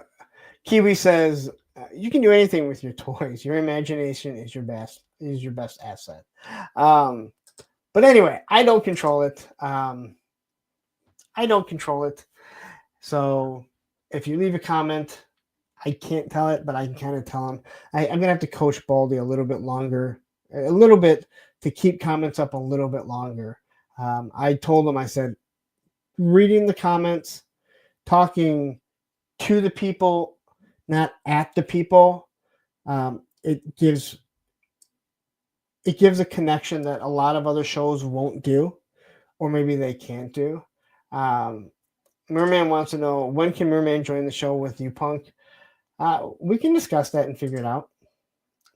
We can discuss that later on. As long as, yeah. Can't talk to an avatar. I think we've discussed that one. But anyway, I'm going to get out of here. Thank you guys all for joining. Well,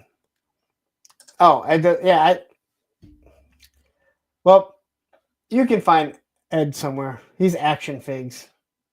He's Matthew. I'm Punk.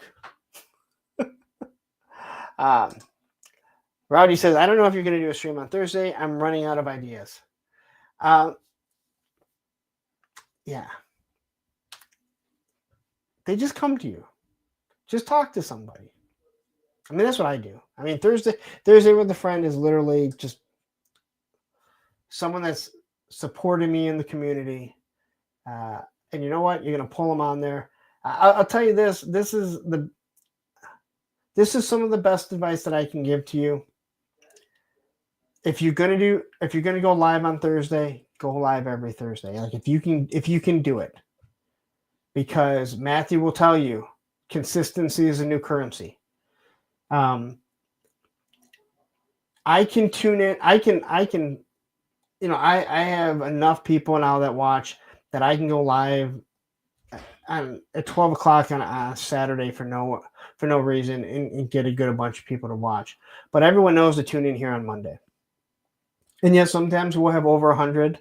Other times we'll, be in the 80s, like 80s and 90s, like we were today. I don't take it for granted at all. But if you stay consistent, people will continue to find you. And whether you are talking to somebody, whether you are just talking by yourself, to the people, just remember, don't talk at the people.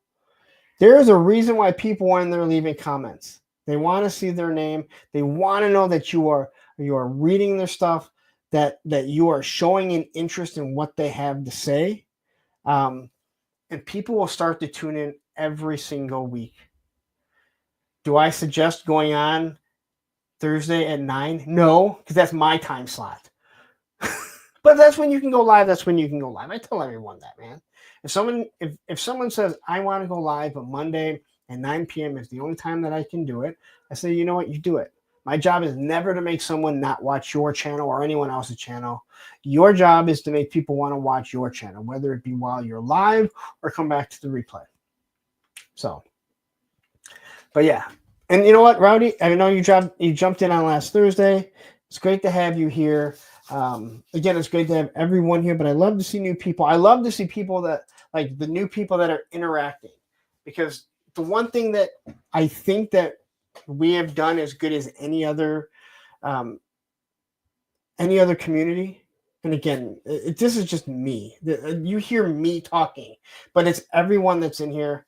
Is if you come in with good takes, you're polite, you have good banter, dude, everyone will accept you here. If you come in as an asshole, and you didn't, obviously, they will run you out. And there's a reason why I only have 2 moderators.